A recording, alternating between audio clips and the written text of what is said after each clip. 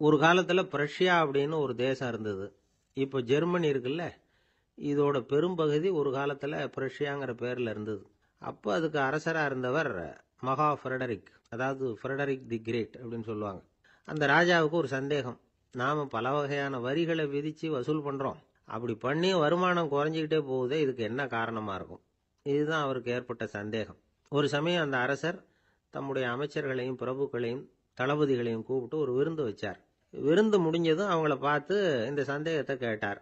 வரிகள் அதிகமா விதிச்சு வருமானம் குறையறதுக்கு என்ன காரணம் அப்படின்னு கேட்டார். பல பேருக்கு இதுக்கு சரியா பதில் சொல்ல தெரியல.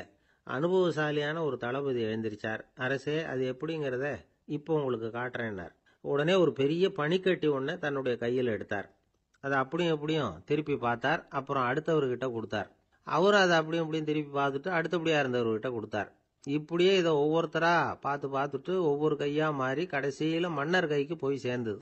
மன்னர் கைக்கு அந்த பனிக்கட்டி போய் சேர்ந்தப்போ அது கொஞ்சம் கொஞ்சமா உருகி ஒரு பட்டாணி கடலை சைஸுக்கு ஆயிட்டுது. மன்னர் யோசனை பண்ணார், வரி அதிகமா போட்டாலும் வந்து சேர்றது குறைவா இருக்கிறதுக்கு என்ன காரணம் அப்படிங்கிறது அவருக்கு புரிஞ்சு போச்சு. காலம்தான் மாறிட்டு இருக்கே தவிர இந்த கையூட்டு வாங்குற பழக்கம் மாறினதாக தெரியல. இன்னொரு ராஜா இருந்தார். அவர் தன்னுடைய ராஜாங்கத்துல லஞ்ச ஊழலே சுத்தமா இருக்கக்கூடாது அப்படின்னு நினைச்சார். அவர்கிட்ட பல்வேறு துறைகளுக்கும் பொறுப்பா இருந்த பல பேரும் ரொம்ப சுத்தமாகவும் நேர்மையாகவும் இருந்தாங்க. ஒரே ஒருத்தர் மட்டும் எல்லார்கிட்டையும் லஞ்சம் வாங்கிட்டே இருந்தார். அவரை வேற வேற துறைகளுக்கு மாத்தி பார்த்தாரு. அந்த ராஜா என்னென்னமோ பண்ணி பார்க்கறாரு. எந்த வேலையை கொடுத்தாலும் அதுலேயும் லஞ்சம் வாங்கறதுக்கு ஒரு வழியை உண்டு பண்ணிக்குவார் அந்த ஆள். ராஜாவுக்கு இது ஒரு பெரிய தலைவலியா போட்டுது. இவர் என்ன பண்றது, இவருக்கு என்ன வேலையை கொடுக்கறது, கொஞ்சம் கூட லஞ்சம் வாங்கறதுக்கு சான்ஸே இல்லாத ஒரு வேலையை கொடுக்கணும் அப்படின்னு திட்டம் போட்டார். ஒரு நாள் அவருக்கு அந்த உத்தரவும் போட்டுட்டார். அதாவது அவருக்கு என்ன வேலைன்னா, கடற்கரையில தான் அவருக்கு ஆபீஸ். அங்கேயே இருந்துக்க வேண்டியது. தினமும் எத்தனை கடல் அலை கரையில வந்து மோதுது அப்படிங்கிறத கணக்கெடுத்து ராஜாவுக்கு தெரிவிக்க வேண்டியது. இதுதான் அவருக்கு வேலை. பேசாம அலையை எண்ணிட்டு உட்காந்துருக்கிட்டோம், அப்போவாவது அவர் லஞ்சம் வாங்குற சந்தர்ப்பம் இல்லாமல் போயிடும் அவருக்கு அப்படின்னு நினைச்சார் ராஜா. இந்த ஆளு கடற்கரைக்கு போய் டியூட்டியில ஜாயின் பண்ணிட்டார். ஒரே மாசத்துல அங்க சொந்தமா ஒரு பிரம்மாண்டமான மாளிகை கட்டி விட்டாரு. ராஜாவுக்கு இது பெரிய ஆச்சரியமா போச்சு. அலைய என்ற வேலையில அந்த ஆள் எப்படி பணம் சம்பாதிச்சார் அப்படின்னு விசாரிச்சு பார்த்தார் அக்கம் பக்கத்துல. அந்த ஆள் என்ன பண்ணிருக்கிறாருன்னா, கடற்கரையில போய் பொறுப்பை ஏத்துக்கிட்ட உடனே அங்க இருந்த மீனவர்கள் கிட்ட எல்லாம் இந்த கரையில வந்து ஒரு நாள்ல வந்து மோதுற அலைகள் எத்தனை அப்படின்னு கேட்டிருக்காரு. அது எப்படிங்க தெரியும் இருக்காங்க அவங்க. தினமும் அந்த எண்ணிக்கை தெரியணும். நம்ம ராஜாவுக்கு தினமும் அறிக்கை அனுப்பணும், டெய்லி ரிப்போர்ட்டு. தவறுனா நீங்க இந்த கடல்ல போய் மீன் பிடிக்கிறதுக்கு ராஜாவோட அனுமதி கிடைக்காது அப்படின்னு இருக்காரு. உடனே மீனவர்களும் பயந்து போட்டாங்க. கடலுக்கு போறதுக்கு அனுமதி இல்லைன்னா பட்டினி கிடக்கிறது மாதிரி ஆயிடுமே.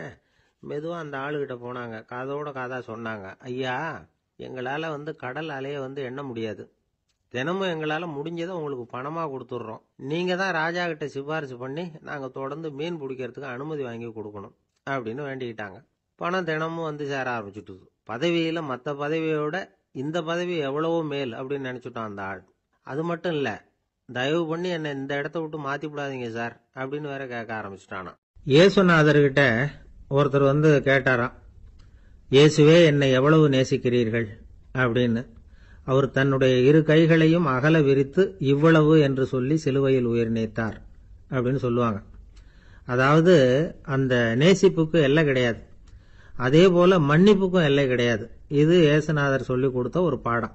இயேசுனுடைய சீடர்கள்ல ஒருத்தன் பீட்டர், அவன் ஒரு நாள் இயேசுநாதர்கிட்ட கேட்டிருக்கான், இயேசுவே, நான் வந்து என்னுடைய தம்பி கிட்ட அடிக்கடி சண்டை போட்டுக்கிட்டு இருக்கிறேன், என்னுடைய சகோதரன் கூட.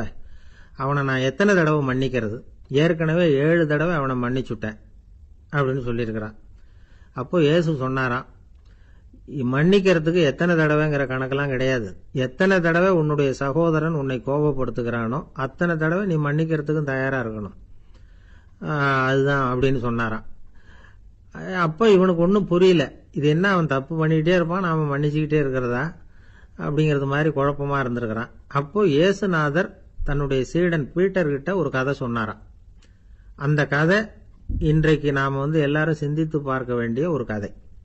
அதாவது மன்னிப்பை விரும்புகிறவர்கள் மன்னிக்கவும் தயாராக இருக்க வேண்டும் அப்படிங்கிறது தான் அந்த கதையினுடைய தத்துவம்.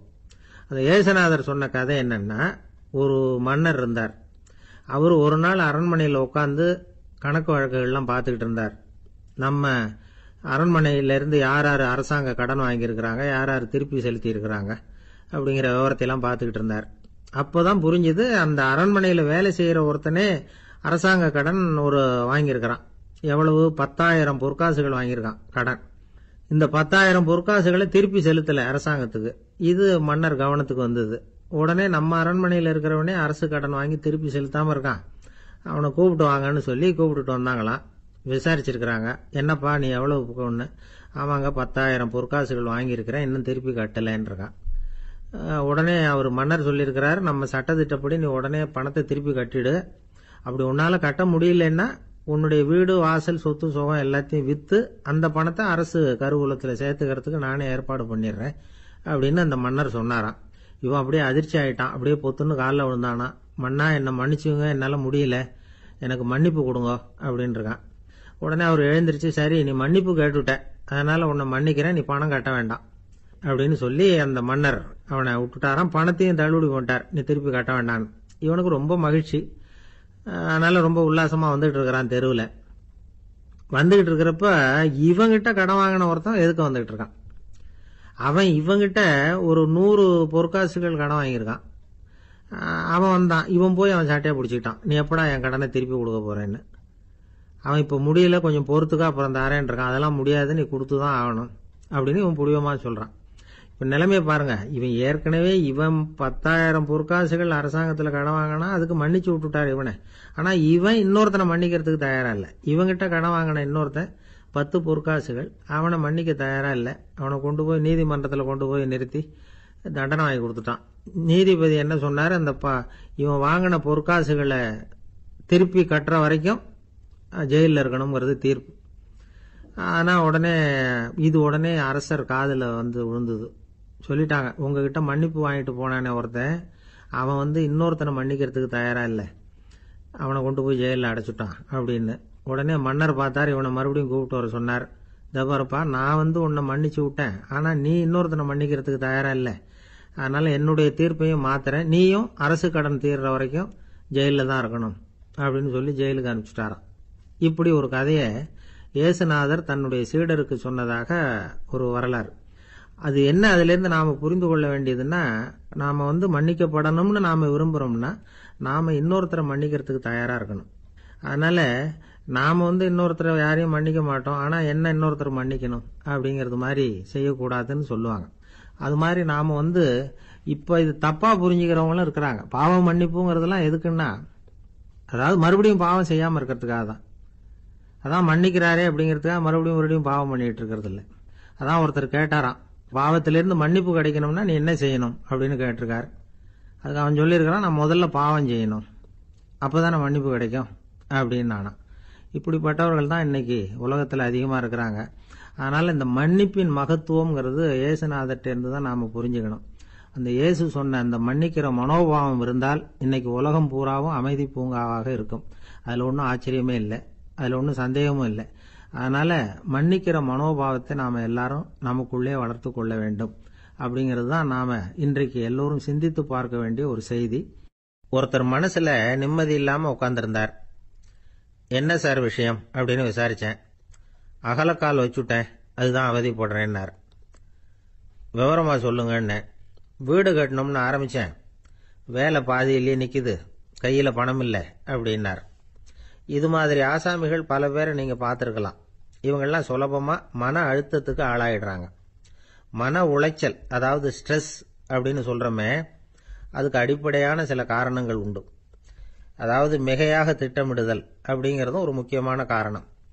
நடைமுறை சாத்தியம் என்னங்கிறத மனசில் வச்சுக்கிட்டு எந்த திட்டத்தையும் தீட்டணும், அப்போ தான் அது சரியாக வரும். ரெண்டாவது காரணம் என்ன தெரியுமா, ஒரே நேரத்தில் பல்வேறு செயல்களில் ஈடுபடுறது. தொலைபேசியில் பேசிக்கிட்டே கையில் இருக்கிற கடிதத்தை படிச்சுக்கிட்டே எதிரில் உட்காந்துக்கிட்டு இருக்கிறவருக்கும் அப்பப்போ பதில் சொல்லிக்கிட்டு மனசில் பல்வேறு சிந்தனைகளை அப்படியே ஓட விட்டுக்கிட்டு இருக்கிறது, இதுவும் மன அழுத்தத்தை உண்டாக்குது. மூணாவது காரணம், எதிலேயும் வெற்றி மட்டும் எதிர்பார்க்கிற ஒருதலைப்பட்சமான ஆர்வம். நாம் தொட்டதெல்லாம் வெற்றியாகவே முடியணும் அப்படின்னு எதிர்பார்க்குறவங்க ஏதாவது ஒன்றில் தோல்வியை கண்டா தோண்டு போயிடுறாங்க. எப்படியும் முடியலாம்ங்கிற எண்ணம் ஏற்கனவே நமக்குள்ளே இருந்துட்டுதுன்னா அந்த அவஸ்தை வராது. அதனால் அதுவும் நம்ம வளர்த்து கொள்ள வேண்டிய ஒரு குணம். மன உளைச்சல் ஏற்படுறதுக்கு இன்னொரு காரணம் எதையும் வேகமாக செஞ்சுடணும் அப்படிங்கிற துடிப்பு. அந்த துடிப்பே மனசை அழுத்த ஆரம்பிச்சிடும். எந்த ஒரு காரியத்திலையும் தாமதமோ இடையூறோ ஏற்பட்டால் அதை பொறுத்துக்கிற மனப்போக்கம் வேணும். அது இல்லாதவங்க அழுத்தத்துக்கு ஆளாயிடுறாங்க. சில பேர் வேலைன்னு எந்த நேரம் பார்த்தாலும் வேலையே கதின்னு கிடப்பாங்க. பொழுதுபோக்குக்கோ உடற்பயிற்சிக்கோ குடும்பத்தில் உள்ளவங்க அல்லது நண்பர்கள் கூட கலந்துரையாடவோ கொஞ்சம் கூட நேரம் ஒதுக்க மாட்டாங்க. இந்த சுபாவம் மன அழுத்தத்தை உண்டு பண்ணும். இதையெல்லாம் புரிஞ்சுக்கிட்டு அதிலிருந்து விடுபடுறது எப்படின்னு யோசிக்கணும். வல்லுநர்கள் இது தொடர்பாக சில யோசனைகளை சொல்லி வச்சிருக்கிறாங்க. அது என்னன்னா, வாழ்க்கைங்கிறது பிரச்சனைகளால் பின்னப்பட்ட ஒன்று. அது எப்பவுமே முடிவடையாத ஒரு தொடர்கதை அப்படிங்கிறத முதல்ல நாம் புரிஞ்சுக்கணும். ஒரே நேரத்தில் ஒரு காரியத்தில் மட்டுமே நாம் கவனம் செலுத்தணும். அடுத்தவங்க காரியத்தில் தலையிடக்கூடாது. எதையும் பேச ஆரம்பிக்கிறதுக்கு முன்னாடி நம்மை நாமே கேட்டுக்க வேண்டிய கேள்வி 2. 1, நான் சொல்ல போகிறது ரொம்ப முக்கியமானதா? 2வது, நான் சொல்கிறத அவங்க கேட்கறதுக்கு ஆசைப்படுறாங்களா? நான் பேசுறதுக்கு அது சரியான நேரம் தானா? இதை யோசித்து பார்த்ததுக்கப்புறம் எதையும் பேச ஆரம்பிக்கணும். முடிஞ்ச அளவுக்கு வளைந்து போகிற சுபாவத்தை வளர்த்துக்கணும். நம்ம நேரம் விலை மதிப்பு இல்லாதது. அதை வீணாக்கக்கூடாது. சிரிக்க தெரியலனாலும் பரவாயில்ல, முகத்தில் கொஞ்சம் புன்முறுவலாவது காட்டணும். இதெல்லாம் ரொம்ப முக்கியம். அடுத்தவங்க ஏதாவது செஞ்சால் உடனே நன்றி சொல்ல மறக்கப்படாது. தினமும் கொஞ்சம் நேரத்தை தனிமையில் செலவு பண்ணணும். மன உளைச்சலிருந்து விடுபடுறதுக்கு 3 முக்கிய வழிகள் சொல்கிறாங்க. அதை சுருக்கமாக ரெட் அப்படின்னு சொல்கிறாங்க. RED ஆங்கில எழுத்தில். அந்த முதல் எழுத்து R, அது என்னன்னா ரிலாக்ஸேஷன், அதாவது இடை ஓய்வு. 2வது E எக்ஸர்சைஸ், உடற்பயிற்சி. 3வது டயட், திட்டமிட்ட உணவு முறை. அதனால் தியானம், மூச்சு பயிற்சி இதெல்லாம் இந்த இடை ஓய்வுக்கு வழிகள். எந்த வேலையையும் தொடர்ந்து செய்யக்கூடாது. எல்லார்கிட்டையும் கலகலப்பாக பழகணும். மாதத்துக்கு ஒரு நாளாவது குடும்பத்தோடு வெளியில் போயிட்டு வரணும். சுலபமான உடற்பயிற்சிகளை செய்யலாம். உடற்பயிற்சிங்கிறது நமக்காக நாம் செய்கிற ஒரு நீண்டகால முதலீடு அப்படின்னு சொல்லுவாங்க. அதாவது லாங் டேர்ம் இன்வெஸ்ட்மெண்ட்டாம். அளவோடு சாப்பிட்ணும், மெதுவாக சாப்பிட்ணும். இதெல்லாம் கொஞ்சம் மனசில் வச்சுக்கிட்டு நடந்துக்கிட்டால் மகிழ்ச்சியாக வாழலாம். சில பேர் சாப்பாட்டு விஷயத்தில் ரொம்ப அக்கறை எடுத்துக்கிறது உண்டு. ஒரு குண்டு ஆசாமி சாப்பிட உட்கார்ந்தார். முதல்ல ஒரு மாத்திரை சாப்பிட்டார். எதுக்குன்னு கேட்டோம். பசி எடுக்கிறதுக்குன்னார்.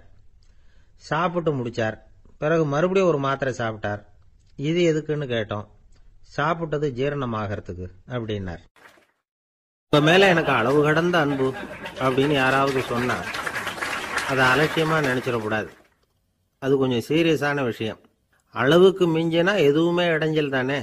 அன்பும் அப்படிதான். அன்பு அதிகமாக இருந்தால் அது எப்படி கெடுதல் பண்ணும் அப்படிங்கிற சந்தேகம் உங்களுக்கு வரலாம். தசரதன் கதை என்னாச்சு? கைகை மேலே வச்சு அளவு கடந்த அன்பு. ராமன் காட்டுக்கு போறாப்புல ஆயிட்டுதுல்ல. தசரதன் எப்பேற்பட்ட அரசன்? விஸ்வாமித்திரர் சொல்றார், என்ன மாதிரி முனிவர்களுக்கும் தேவர்களுக்கும் ஏதாவது கஷ்டம் வந்தால் முதல்ல முருகன் கிட்ட போவோம், அப்புறம் பரமசிவனை போய் பார்ப்போம், அதுக்கப்புறம் திருமால் கிட்ட போவோம், அப்புறம் பிரம்மன் இந்திரன் இவங்களையெல்லாம் போய் பார்ப்போம். இவங்களாலையெல்லாம் முடியலன்னா கடைசியில் அயோத்திக்கு வருவோங்கிறார். உன்னை விட்டா வேற கதி உண்டோ அப்படின்னு தசரதனை பார்த்து விஸ்வாமித்திரரே சொல்றார். அப்பேற்பட்ட அரசன் தசரதன் கைகேயி காலில் விழறான். உன் பாதங்களை தொட்டு கெஞ்சி கேட்டுக்கிறேன், ராமனை காட்டுக்கு அனுப்பாதேங்கிறான். தசரதனுடைய இந்த நிலைமைக்கு என்ன காரணம்? அவன் கைகேயி மேலே வச்ச அளவு கடந்த அன்பு தான் காரணம். இப்போ சொல்லுங்க, அன்பா இருந்தாலும் அது அளவுக்கு மீறி போனால் கெடுதல் பண்ணுமா பண்ணாதா? அது மட்டும் இல்லை, அளவு கடந்த அன்பு நீதிக்கும் நியாயத்துக்கும் புறம்பான காரியங்களையும் செய்ய வச்சிரும். தசரதன் மிகச்சிறந்த நீதிமான், தர்மத்துக்கு விரோதமாக ஒரு காரியமும் செய்யாதவன். அப்பேற்பட்டவன் தன்னுடைய மனைவியை பார்த்து என்ன சொல்றான் தெரியுமா? உனக்காக நான் என்ன செய்யணும்னு சொல்லு, செய்கிறேன். ஒரு குற்றமும் செய்யாத ஒருத்தனை கொல்லணுமா கொல்றேன். மரண தண்டனை விதிக்கப்பட்ட ஒருத்தனை விடுதலை செய்ய சொல்றியா செய்கிறேன். எந்த பிச்சைக்காரனையாவது கோடீஸ்வரன் ஆக சொல்றியா ஆக்குறேன், அல்லது கோடீஸ்வரனை பிச்சைக்காரன் ஆக்கணுமா ஆக்குறேன் அப்படிங்கிறான். நீதிக்கு விரோதமான இந்த பாவங்களை செய்யறதுக்கு அப்பேற்பட்ட அரசன் எப்படி துணிஞ்சான்? மனைவி பேரில் வச்ச அளவு கடந்த அன்பு தான் காரணம். திரிசூலம், வஜ்ராயுதம், வாள் இதுகளால் தாக்கப்பட்டா கூட அதையெல்லாம் கொஞ்சம் கூட லட்சியம் பண்ணாத ஒருத்தன் காமதேவனுடைய மலர் அம்புகள் தாக்குனா அதை அவனால் தாக்கு பிடிக்க முடியல, விழுந்துடுறான். காமதேவனுக்குள்ள மகிமையே அதுதாங்கிறார் துளசிதாசர். அதனால தான் பெரியவங்கள்லாம் என்ன சொல்கிறாங்கன்னா, எதையும் அளவுக்கு மீறி செய்யாதேங்கிறாங்க. அப்பா, அம்மா, மனைவி, மக்கள் எல்லார் பேர்லேயும் அன்பு அவசியம்தான். ஆனால் அந்த அன்பு அறிவுக்கு புறம்பாக இருக்கக்கூடாது, அளவுக்கு மீறி இருக்கக்கூடாது. அப்போ தான் வாழ்க்கை சுகமாக இருக்கும். இல்லைன்னா அவஸ்தை தான். அளவுக்கு மீறின அன்புங்கிறது புரியுது, அது சரி. அறிவுக்கு புறம்பான அன்புங்கிறது எப்படி? ஒரு தாய்க்கு ஜலதோஷம் அல்லது ஏதோ ஒரு தொற்று நோயின்னு வச்சுங்களேன். அந்த அம்மாவுக்கு தன்னுடைய குழந்தை பேரில் அளவு கடந்த அன்பு. தனக்கு நோய் இருக்குது, அது அடுத்தவங்களுக்கு தொற்றக்கூடியது அப்படின்னு தெரிஞ்சிருந்தோம் அன்பை காட்டுறதுக்காக அந்த குழந்தைக்கு முத்தம் கொடுக்குறேன்னு தூக்கி வச்சுக்கிட்டு கொஞ்சம் ஆரம்பிச்சதுன்னு வச்சுக்கோங்க, அது நல்லா இருக்குமா? இதுதான் அறிவுக்கு புறம்பான அன்புங்கிறது. அது மாதிரி விலங்குகள்கிட்ட அன்பாயிருன்னு சொல்கிறோம். அதுக்காக புலிக்கு முத்தம் கொடுக்க முடியுமா? அப்படி கொடுத்தா அது அறிவுக்கு புறம்பான அன்பு. அதனால் அன்பு கூட அறிவுபூர்வமாக இருக்கணும் அப்படிங்கிறத இன்றைக்கி தகவல் மூலமாக நாம் புரிஞ்சுக்கணும்.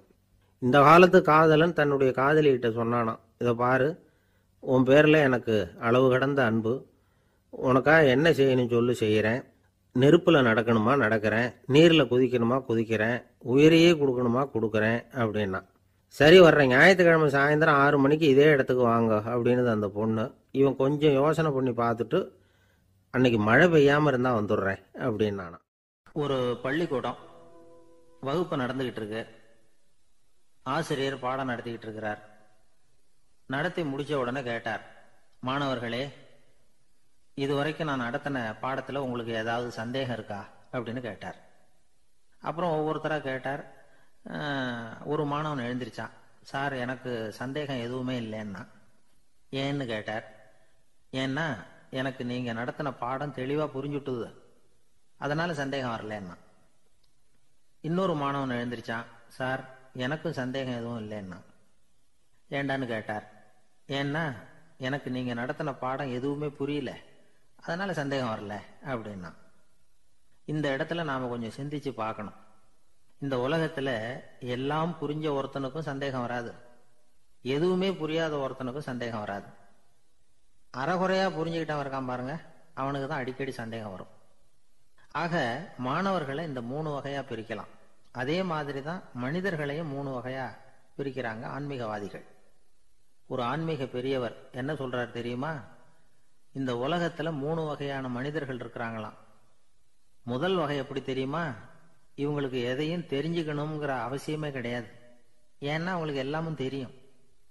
இவங்க ஞானத்தின் முழு வடிவா இருக்கிற காரணத்தினால அவங்களுக்கு எந்த சந்தேகமும் இல்லை, எந்த கேள்விகளும் கிடையாது.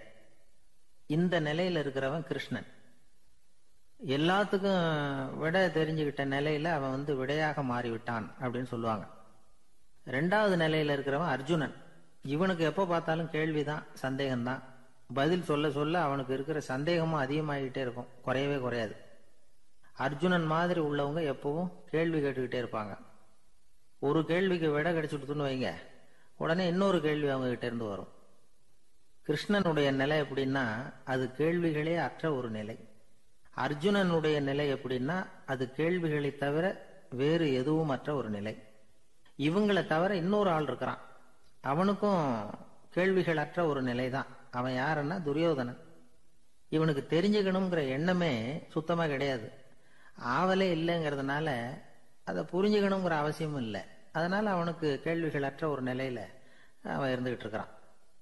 எல்லா பதிலும் தெரிந்து கொண்ட நிலையில கிருஷ்ணனும் கேள்விகள் அற்ற நிலையில இருக்கிறான். தெரிஞ்சுக்கணுங்கிற ஆவலே இல்லாத துரியோதனனும் கேள்விகள் அற்ற நிலையிலே இருக்கிறான். இப்படியும் இல்லாம அப்படியும் இல்லாம 2ம் கெட்டான் நிலையில இருக்கிறானே, அவன் தான் அர்ஜுனன். அதனால பெரியவங்கள்லாம் என்ன சொல்றாங்கன்னா, இந்த உலகத்துல அர்ஜுனன்களா இருக்கிறவங்க ஒண்ணு துரியோதனனா மாறிடணும், இல்லைன்னா கிருஷ்ணனா மாறிடணும். இதை தவிர வேற வாய்ப்பு இல்லை. துரியோதனன் மாதிரி உள்ளது விலங்கு நிலை, கிருஷ்ணன் மாதிரி உள்ளது தெய்வ நிலை. அர்ஜுனன் விலங்காவும் ஆக முடியல, தெய்வமாவும் ஆக முடியல. இப்படி 2ம் கெட்டானா இருக்கிற வரைக்கும் இந்த கேள்விகளும் பிரச்சனைகளும் இருந்துகிட்டே தான் இருக்கும். இதுதான் பெரியவர்கள் சொல்லுகிற அனுபவ உண்மை. ஒரு ஆசிரியர் ரொம்பவும் விரிவா விளக்கமா பாடம் நடத்தின பிறகு, மாணவர்களே ஏதாவது சந்தேகம் இருந்தா கேளுங்கன்னாராம். ஒரு மாணவன் எழுந்திருச்சான். சார், எனக்கு ஒரு சந்தேகம்னா. என்னன்னு கேட்டார். இது வரைக்கும் என்ன பாடம் சார் நடத்துனீங்க அப்படின்னா அந்த பையன். இந்த உலகத்துல எத்தனை வகையான மனிதர்கள் இருக்கிறாங்க, ஒவ்வொரு மனிதனுமே ஒவ்வொரு வகை அப்படிங்கிறாங்க விஞ்ஞானிகள். மனிதர்களை 3 வகையா பிரிக்கலாம் அப்படின்னு சொல்றாங்க மெய்ஞானிகள். இவங்களை பத்திலாம் ஏற்கனவே நாம பேசியிருக்கிறோம். இப்போ டாக்டர் எட்வர்டு பேட்ச் அப்படிங்கிற நிபுணர் என்ன சொல்றாரு தெரியுமா? மனிதர்களை 7 வகையா பிரிக்கலாம்ங்கிறார். மனிதர்களின் மனநிலை அடிப்படையில அவங்களை 7 விதமா வகைப்படுத்துறார் அவர். சரி, அது என்ன 7 வகை? முதல் வகை என்னன்னா, பயந்த குணம் உள்ளவங்க. சார் ரொம்ப பயந்த சுபாவம், வீட்டில் கூட வாயே திறக்க மாட்டார், சாப்பிட போறப்ப மட்டும்தான் கொஞ்சம் வாயை திறப்பார், அப்புறம் மூடிக்குவார் அப்படின்னு சில பேரை பத்தி நாம பேசிக்கிறது உண்டு. இவங்கெல்லாம் இந்த வகை, அதாவது பயந்த குணம் உள்ளவர்கள் அப்படிங்கிற முதல் வகை. சரி, 2வது வகை என்னன்னா, சஞ்சலப்படுகிறவர்கள். எதுக்கு எடுத்தாலும் கலக்கம், குழப்பம், இப்படியே காலம் தள்ளிட்டு இருப்பாங்க. பல பேர் பார்த்துருப்பீங்க. அவங்கெல்லாம் இந்த வகை. 3வது வகை என்னன்னா, யதார்த்த உலகை மறந்து கற்பனை உலகத்திலேயே மிதக்கிறவங்க. இளைஞர்கள், கவிஞர்கள், இப்படி பல பேர் இருக்கிறாங்க. எப்போ பார்த்தாலும் கற்பனை உலகத்திலேயே மிதந்துகிட்டு இருப்பாங்க. கிட்டத்தில் போய் என்னங்க ஒரு மாதிரியா இருக்கிறீங்க அப்படின்னு கேட்டு பாருங்க, அவங்களெல்லாம் ஏதோ ஒரு அற்ப புழுவை பார்க்கறது மாதிரி அவங்கள பார்ப்பாங்க.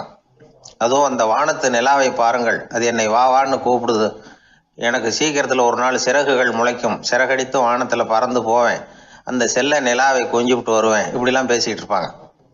கொஞ்சிறது அப்புறம் இருக்கட்டும், இப்போ கஞ்சிக்கு வழியே பாருப்பா அப்படின்னா அதை காதில் வாங்க மாட்டாங்க. நாம் ஏதோ இந்த உலகத்தை அனுபவிக்க தெரியாதவர்கள் மாதிரி நம்மளை அவங்க கவனிப்பாங்க. இப்படி ஒரு ரகம். 4வது வகை மனிதர்கள் எப்படின்னா, இவங்க தனிமை உணர்வு மிக்கவர்கள். இவங்க மற்றவங்களோட இயல்பாக நெருங்கி பழகிறதில்ல, தான் உண்டு தன்னுடைய வேலை உண்டுன்னு இருந்துட்டு போகிறவங்க. அடுத்த வீட்டில் இருக்கிறவர் யார் அப்படின்னு கேட்டால் கூட அடுத்த வீடுன்னு ஒன்று இருக்கா அப்படிங்கிறது மாதிரி நம்ம முகத்தை பார்ப்பாங்க. அவங்ககிட்ட மேற்கொண்டு நாம் என்னத்தை பேச முடியும்? இப்படி ஒரு வகை.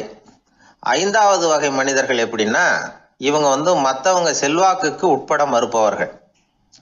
அடுத்தவங்களோட செல்வாக்குக்கு இவங்க ஆட்படுறதில்ல.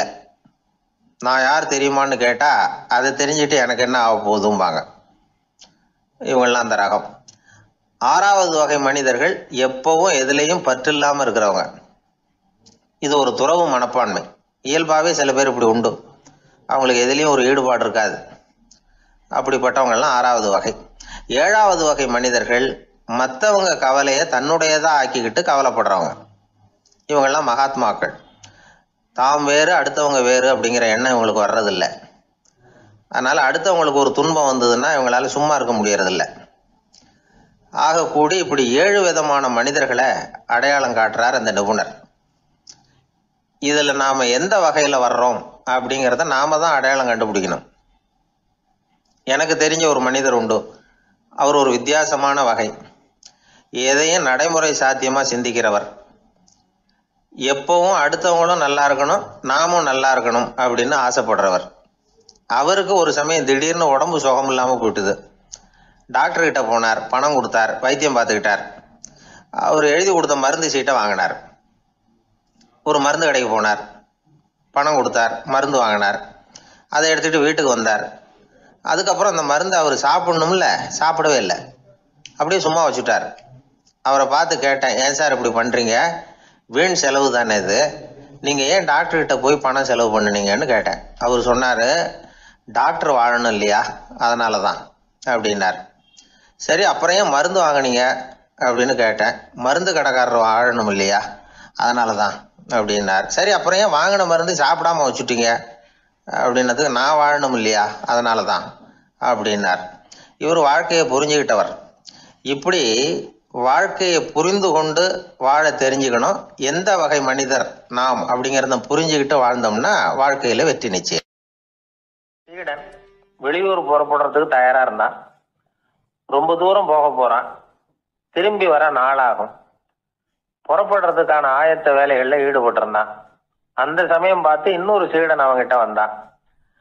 நம்ம குரு உன்னை அழைச்சிட்டு வர சொன்னார், வா அப்படின்னு கூப்பிட்டான். இவன் உடனே புறப்பட்டு போனான். குருநாதரை பார்த்தான். அவர் காலில் விழுந்து வணங்கினான். வணங்கிவிட்டு எழுந்திரிச்சான். அவ்வளவுதான். குரு ஏதாவது உபதேசம் பண்ணுவாருன்னு எதிர்பார்த்தான். ஆனா நடந்தது என்ன தெரியுமா? குரு அவனுக்கு ஓங்கி ஒரு அடி கொடுத்தார். எதிர்பாராம இந்த அடியை வாங்கினதும் அந்த சீடன் அதிர்ந்து போயிட்டான். பக்கத்துல இருந்த மற்ற சீடர்களும் திகைச்சு போய் நின்னுட்டாங்க. அடி வாங்கின சீடனுக்கு மனசுக்குள்ள குழப்பம். நாம என்ன தப்பு பண்ணணும், புறப்படுற நேரத்துல இப்படி குரு கிட்ட அடி வாங்குற மாதிரி ஆயிட்டுதே அப்படின்னு நினைச்சு மனசுக்குள்ள ரொம்ப வேதனைப்பட்டான். கொஞ்சம் துணிச்சலை வரவழைச்சுக்கிட்டு குருநாதர்கிட்டயே கேட்டுட்டான், சுவாமி நான் என்ன தப்பு பண்ணினேன், என்ன இப்படி அடிச்சுட்டீங்களே, ஒரு வார்த்தை கூட உங்களை எதிர்த்து நான் பேசினது இல்லையே, இவ்வளவு காலமா உங்க விருப்பத்துக்கு விரோதமா ஒரு காரியம் கூட நான் செஞ்சது இல்லையே, வந்ததும் வராததுமா ஒண்ணுமே சொல்லாம என்ன அடிச்சுட்டீங்களே, குருவே நான் செஞ்ச குற்றம் தான் என்ன அப்படின்னு கண்ணீரோட பரிதாபமா கேட்டானா அந்த சீடன். ஆனா அந்த குரு முகத்துல கொஞ்சம் கூட கோபம் இல்லை.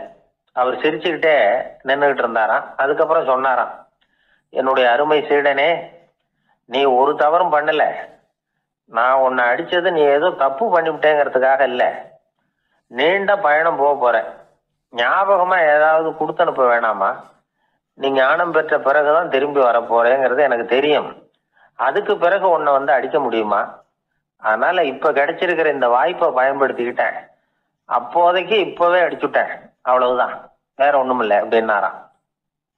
குரு சிரிச்சுக்கிட்டே இப்படி சொல்றார். இருந்தாலும் இதுவும் ஒரு உபதேசம் தான். அதிர்ச்சிகளால வந்து விழிப்படைய வைக்கிறதும் ஒரு வழிதான். இது வந்து ஜென் வழி.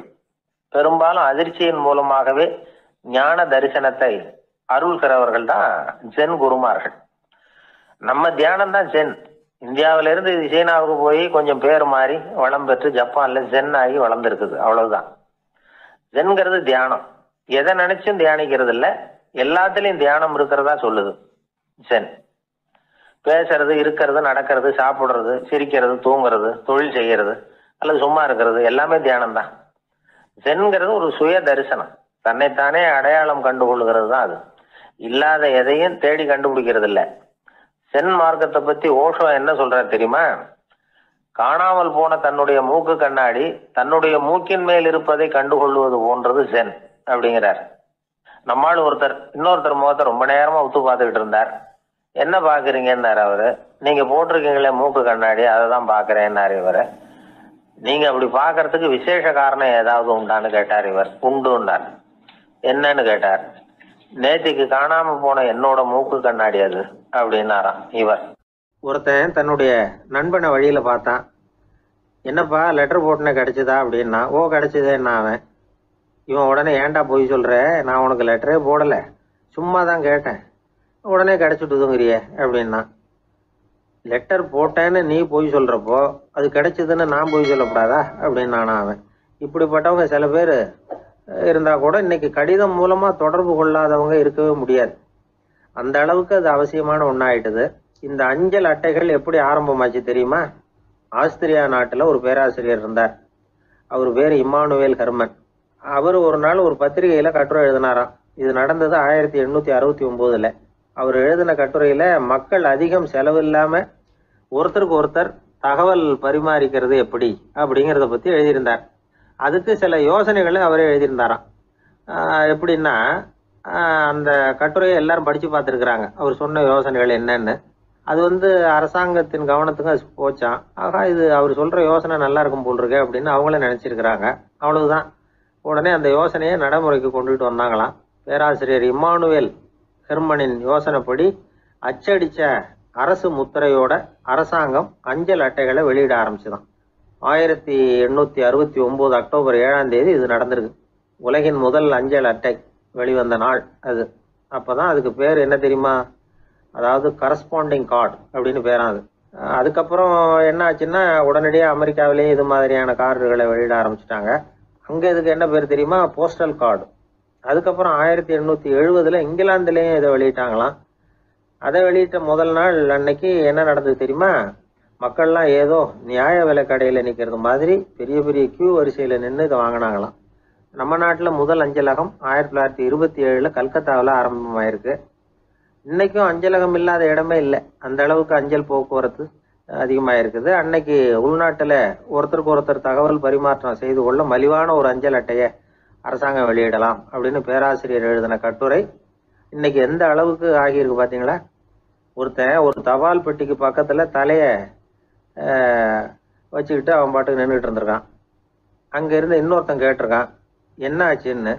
கொஞ்ச நேரத்துக்கு முன்னாடி இந்த தபால் பெட்டியில ஒரு கார்டு எழுதி போட்டேன், விவரமெல்லாம் நல்லா தான் எழுதியிருக்கிறேன், ஆனா அட்ரஸ் எழுத மறந்துட்டேன் அப்படின்னு நானா. உடனே அவன், அதுக்காக கவலைப்படாத, நான் போட்ட கார்டுல அட்ரஸ் எல்லாம் பின்கோடு உள்பட கரெக்டா எழுதியிருக்கேன், ஆனா விவரம் எழுத மறந்துட்டேன் நானா. கவலைப்படாத, கொஞ்ச நேரத்துல தபால்காரர் வருவார், பெட்டியை திறந்ததும் நம்ம லெட்டரை கேட்டு வாங்கிக்கலாம்னா ஒருத்தன். கொஞ்ச நேரத்துக்கு முன்னாடி அவர் வந்தார், கேட்டேன், அதுக்கப்புறம் தான் மனசுக்கு ரொம்ப கஷ்டமா போச்சு நானா. இவன் ஏண்டான்னு கேட்டிருக்கான். அவன், இது தபால் புட்டு இல்லையா. ஒரு ஊர்ல ஒரு மன்னர் இருந்தார். ஒரு நாள் அவருடைய அரசவைக்கு ஒரு ஓவியன் வந்தான். அவன் சீனா தேசத்திலிருந்து வந்தவன், தாவோ சிந்தனையாளன். அவன் அங்க வந்து மன்னர் முன்னாடி நிக்கிறான்.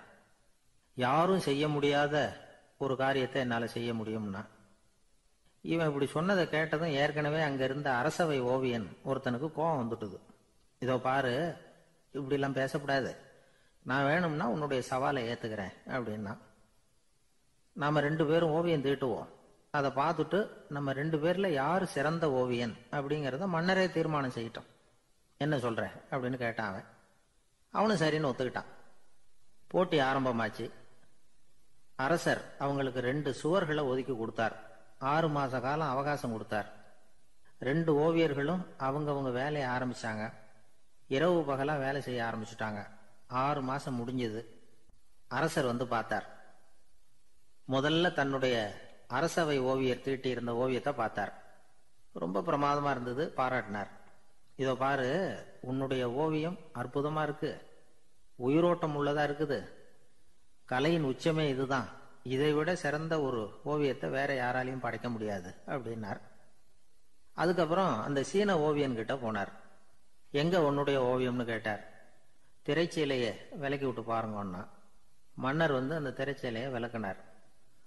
உள்ள வந்து ஓவியம் இருக்க வேண்டிய இடம் கண்ணாடி மாதிரி தெரிஞ்சுது. அவன் அந்த 6 மாச காலமா அந்த சுவரை வந்து தேய்ச்சி தேய்ச்சி கண்ணாடி மாதிரி ஆக்கி வச்சிருக்கிறான்.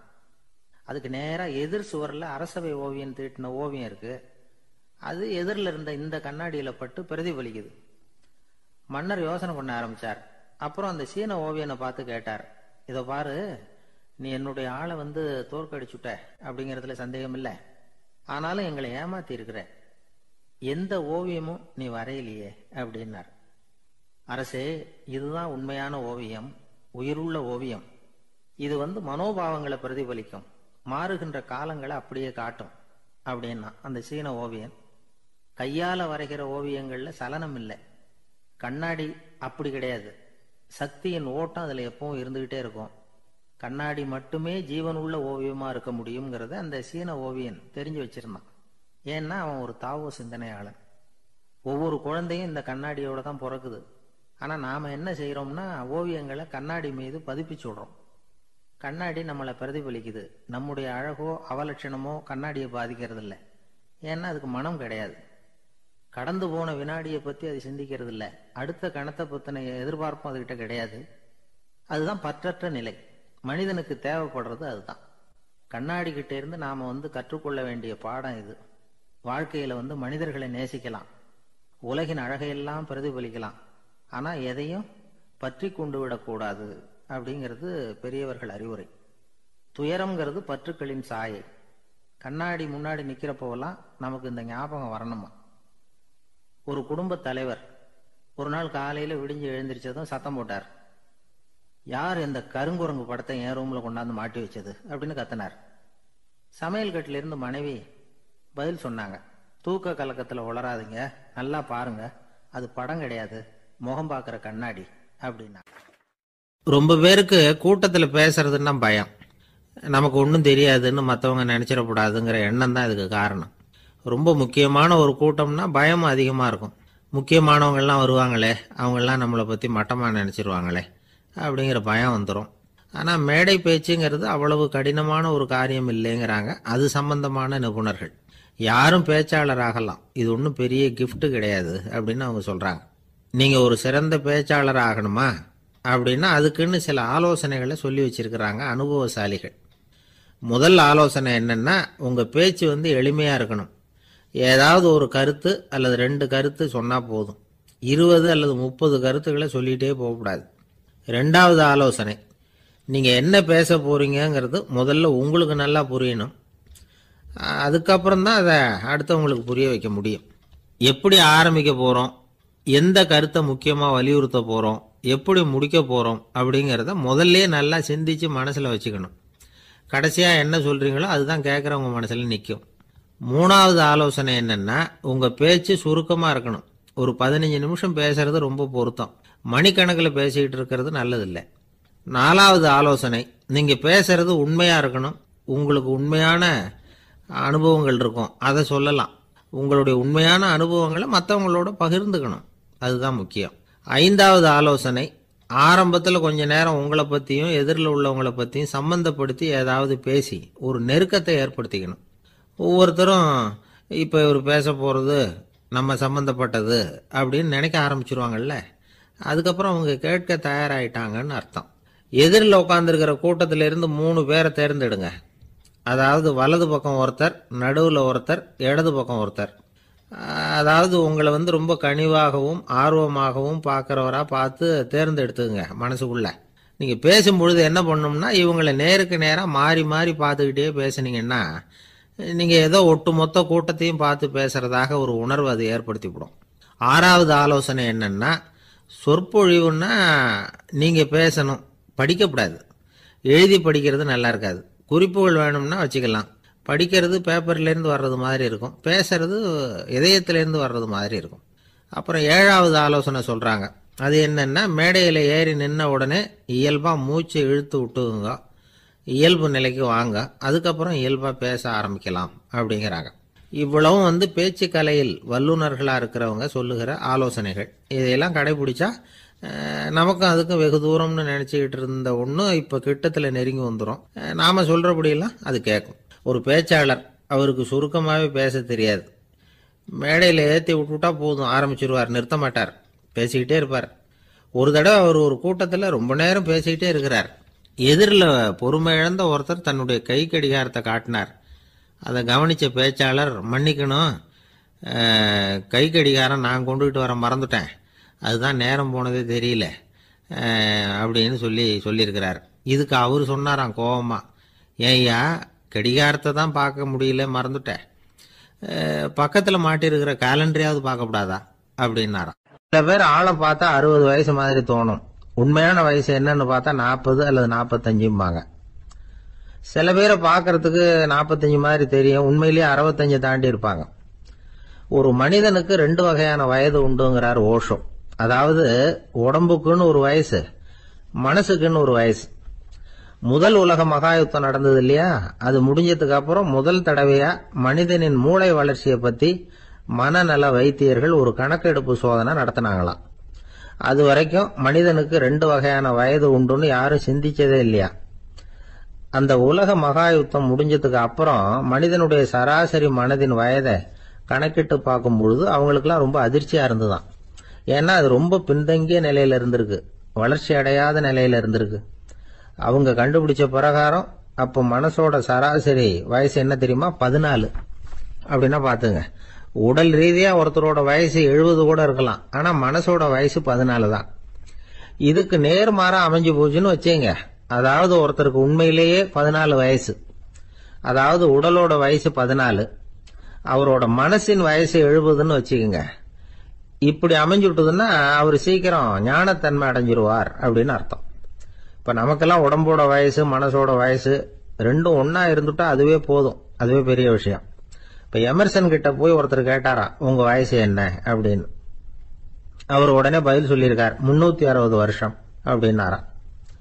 கேட்டவர் குழம்பி போயிட்டார். அவர் என்ன சொல்றாரு, 360 வயசா, என்ன நம்ம காதல தான் சரியா விழலையா? எமர்சன் எப்பவும் உண்மையை பேசுற ஒரு சிறந்த அறிவாளி, அவர் இப்படிலாம் பொய் சொல்ல மாட்டாரே அப்படின்னு ஒரு யோசனை பண்ணிக்கிட்டே இவர் மறுபடியும் அவர் கிட்ட போனாராம். ஐயா, நீங்க சொன்னது சரியா என் காதல விழல, அதனால மறுபடியும் கேட்கிறேன், உங்க வயசு என்ன அப்படின்னாராம். எமர்சன் மறுபடியும் சொல்லியிருக்கிறார், 360 வருஷம்னு. வந்தவருக்கு உண்மையிலேயே அதிர்ச்சியா போட்டுது. அதுக்கப்புறம் மெதுவா ஆரம்பிச்சாராம், ஐயா நீங்க சொல்றதை என்னால ஏத்துக்க முடியாது. எப்படி பார்த்தாலும் இப்போ உங்களுக்கு வயசு ஒரு 60க்கு மேல இருக்காதுன்னு நினைக்கிறேன். அப்படின்னாராம். நீங்க சொல்றது சரிதான், அது என் உடம்போட வயசுன்னாராம் எமர்சன். அப்படின்னா ஏற்கனவே நீங்க சொன்னது அப்படின்னு கேட்டிருக்காரு, அது என் மனசோட வயசு அப்படின்னாராம். நம்மளை பொறுத்த வரைக்கும் அறிவு தூசு படிஞ்சிருக்கு, அது மாதிரியே அன்பும் மாசுபட்டிருக்கு. இது ரெண்டையும் சுத்தம் பண்ண வேண்டியிருக்குது. அப்பதான் நாம சரியான வயசுல வாழ முடியும். ஒரு ஆசாமி இருக்கிறார், அவருக்கு உடம்போட வயசு அதிகம், மனசோட வயசு ரொம்ப குறைச்சல், குழந்தை மாதிரி. அவர் ஒரு ஆஸ்பத்திரியில படுத்திருக்கிறார். நர்சம்மா எல்லாருக்கும் மருந்து கொடுத்துட்டு போறாங்க. கொஞ்ச நேரம் கழிச்சு திரும்பி வந்தாங்க. அப்ப இவர் அந்த அம்மாவை கூப்பிட்டு சொல்றார், இதை பாருங்க சிஸ்டர், நீங்க எல்லாருக்கும் சின்ன சின்ன மாத்திரையா கொடுத்துட்டு எனக்கு மட்டும் நீளமான மாத்திரையா கொடுத்துட்டீங்க. முழுங்கிறதுக்கு ரொம்ப கஷ்டமா போச்சு. இனிமே எனக்கும் சின்ன மாத்திரையா கொடுங்க சிஸ்டர் அப்படின்னாராம். அந்த அம்மா உடனே அதிர்ச்சியாகி தலையில அடிச்சுக்கிட்டாங்களாம். நான் கஷ்டப்பட்டு மாத்திரையை முழுங்கினதுக்கு நீங்க ஏமா தலையில தட்டிக்கிறீங்க அப்படின்னு கேட்டிருக்காரு இவர். இதுக்கு அவங்க சொல்லியிருக்கிறாங்க, நான் உங்களுக்கு கொடுத்துட்டு போனது மாத்திரை இல்லைங்க, அது தெர்மாமீட்டர் அப்படின்னாங்க. ஒரு ஊர்ல ஒரு பெரியவர் இருந்தார். ஒரு நாள் அவரை தேடி ஒருத்தர் வந்தார். ஐயா, நான் கடவுளை பரிபூர்ணமா நம்புறேன் அப்படின்னார். சரி, அந்த நம்பிக்கை உனக்கு எப்படி வந்ததுன்னு கேட்டார் இவர். அவர் சொல்ல ஆரம்பிச்சார், ஐயா, எனக்கு கல்யாணம் ஆகி 10 வருஷம் ஆச்சு, ஆனாலும் குழந்தை பாக்கியம் இல்லை. அதுக்கு என்ன காரணமா இருக்கும்னு நான் யோசனை பண்ணிட்டு இருந்தப்போ நண்பர் ஒருத்தர் ஒரு ஆலோசனை சொன்னார். உனக்கு மதப்பற்று இல்ல, எந்த கடவுளையுமே நம்ப மாட்டேங்கிற, அதுதான் காரணம். கடவுளை நம்பு, உனக்கு குழந்தை பாக்கியம் கிடைக்கும் அப்படின்னார். அவர் அப்படி சொன்னாரே தவிர எனக்கு சந்தேகம்தான். இருந்தாலும் அவர் சொன்னபடியும் நடந்துதான் பார்ப்போமே அப்படின்னு முடிவு பண்ணேன். கடவுளை நம்ப ஆரம்பிச்சேன். அந்த வருஷமே அழகான ஆண் குழந்தை பிறந்தது. எல்லாம் இறைவன் அருள் அப்படின்னார். இவர் இப்படி சொன்னதை கேட்டதும் அந்த பெரியவர் சொன்னார், நீ சொல்றதெல்லாம் சரிதான், இருந்தாலும் இந்த காலத்துல எந்த ஒரு காரியமா இருந்தாலும் அதை சோதனை செஞ்சு பார்த்துட்டு தான் ஒரு முடிவுக்கு சேர முடியும். அறிவுபூர்வமான முடிவு அதுவா தான் இருக்கும். அறிவியல் சோதனைகள் அப்படித்தான். ஒரு குறிப்பிட்ட விஷயத்தை பத்தி எத்தனை தடவை சோதனை பண்ணாலும் ஒரே முடிவு தான் கிடைக்கணும். அதுதான் சரியா இருக்கும். அதனால இப்ப மறுபடியும் ஒரு சோதனைன்னார். என்ன செய்யணும் அப்படின்னு கேட்டார் இவர். கடவுள்கிட்ட ஒரு பெண் குழந்தை வேணும்னு கேளு. முதல்ல ஆண் குழந்தைய கொடுத்தது மாதிரியே இப்போ ஒரு பெண் குழந்தையையும் கொடுக்கறாரா பார்க்கலாம் அப்படின்னார். சரின்னு சொல்லி இவர் அதே மாதிரி முயற்சி பண்ணினார். அதுக்கப்புறம் அவரு இந்த பெரியவர்கிட்ட வரவே இல்லை. கொஞ்ச காலம் கழிச்சு இவரே அவரை தேடிட்டு போய் கதவை தட்டினார். அவர் கதவை திறந்தார். என்ன ஆச்சு, கடவுள் கண் திறந்தாரா அப்படின்னு கேட்டார். அவரு, அந்த சமாச்சாரம்லாம் நமக்கு வேணாம் சார். முதல் தடவை அது ஏதோ தற்செயலா ஏற்பட்ட ஒரு சாதகம். இப்ப நீங்க 2வது தடவை சொன்ன பிறகு தினமும் கடவுளை வேண்டிக்கிட்டு தான் இருக்கிறேன், ஒன்னும் நடக்கல அப்படின்னார் ரொம்ப விரக்தியா. ஒரே ஒரு தோல்வியில உங்க நம்பிக்கையெல்லாம் பறந்து போயிடுது பாத்தீங்களா அப்படின்னார் அந்த பெரியவர். எல்லாம் நல்ல விதமா நடக்கிற வரைக்கும் நம்பிக்கை, எதிர்பார்த்தது தோல்வியில முடிஞ்சுட்டுதுன்னா அவநம்பிக்கை. மற்றவர்கள் பேர்ல வைக்கிற நம்பிக்கை எந்த நேரத்திலையும் விவகாரமாகி விடக்கூடிய சாத்தியம் உண்டு. நாம நம்பிக்கை வைக்க வேண்டியது நம்ம கிட்ட தான். நமக்குள்ள இருக்கிறார் கடவுள். எனவே நம்ம பேர்ல நாம வைக்கிற நம்பிக்கை தான் உண்மையான கடவுள் பக்தி. நிபந்தனையற்ற நம்பிக்கையா அது இருக்கணும். எல்லாம் நல்லபடியா நடந்துகிட்டு இருந்தா எந்த முட்டாளுக்கும் நம்பிக்கை வரத்தான் செய்யும் அப்படிங்கிறது ஒரு பெரியவர் கருத்து. தியானத்தின் மூலமா தான் உனக்குள்ள ஆழமா தோண்டுனா உன்னுடைய அடி ஆழத்துல நம்பிக்கை அப்படி ஊற்றெடுக்கும், அதை பார்க்க முடியும் அப்படிங்கிறது பெரியவர்கள் சிந்தனை. ஒரு குழந்தை அப்பாவை பார்த்து என்னப்பா பண்றேன்னு கேட்டுதான். பிரார்த்தனை பண்ணிட்டு இருக்கிறேன்னாராம் அப்பா. பிரார்த்தனை பண்ணுனா என்ன கிடைக்கும் அப்படின்னு கேட்டுதான் குழந்தை. எல்லாம் கிடைக்கும் அப்படின்னாராம் அப்பா. நீ வச்சிருக்கிறிய பேனா அது கூட கிடைக்குமான்னு கேட்டுதான் குழந்தை. ஓ, கிடைக்குமேன்னு இருக்கார். அப்படின்னா அந்த பேனாவை என்கிட்ட கொடுத்துரு, நீ பிரார்த்தனை பண்ணி வேற பேனா வாங்கிக்கோ அப்படின்னு தான் அந்த குழந்தை. ஒரு பெரிய நினைவு மண்டபம், அதுக்கு முன்னாடி ஒரு அப்பாவும் பிள்ளையும் நின்றுகிட்டு இருக்கிறாங்க. அந்த வழியா போறவங்க வர்றவங்க எல்லாம் அந்த இடத்துல நின்று அது என்ன மண்டபம் அப்படின்னு விசாரிக்க ஆரம்பிச்சாங்க. அந்த அப்பாவும் பிள்ளையும் தான் வர்றவங்களுக்கெல்லாம் விவரம் சொல்லிட்டு இருக்கிறாங்க. அதாவது இந்த இடத்துல ஒரு பெரிய மகான் சமாதி ஆயிருக்கார், அவர் சமாதியான இடத்துல இந்த நினைவு மண்டபத்தை கட்டியிருக்கிறோம் அப்படின்னாங்க. ஊர் பூரா இந்த செய்தி பரவிச்சு. நிறைய பேர் அந்த இடத்தை தேடி வர ஆரம்பிச்சாங்க.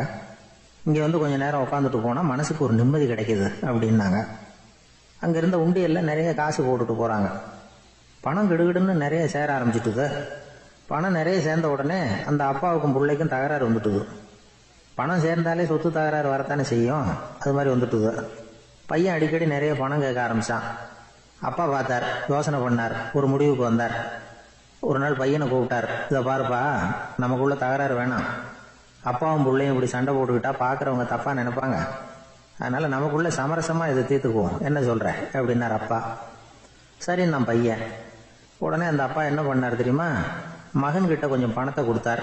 தன்கிட்ட இருந்த ஒரு கழுதையையும் கொடுத்தார். இதை வச்சு நீ பொழைச்சிக்கோ அப்படின்னு சொல்லி அனுப்பி வச்சுட்டார். மகன் அந்த கழுதையை இழுத்துக்கிட்டு அடுத்த ஊருக்கு போனான். வழியிலேயே அந்த கழுதை செத்து போச்சு. உடனே என்ன பண்ணலாம்னு யோசனை பண்ணான். ஒரு ஐடியா வந்தது. அந்த கழுதையை ஒரு சாலை ஓரமாக புதைச்சான். கையில் இருந்த பணத்தை வச்சு அந்த இடத்துல ஒரு கல் மண்டபம் கட்டினான். அந்த வழியாக 2 பேர் வந்தாங்க. இது என்ன மண்டபம்னு விசாரிச்சாங்க. இந்த இடத்துல ஒரு பெரிய மகான் சமாதி ஆயிருக்கிறார் அப்படின்னா.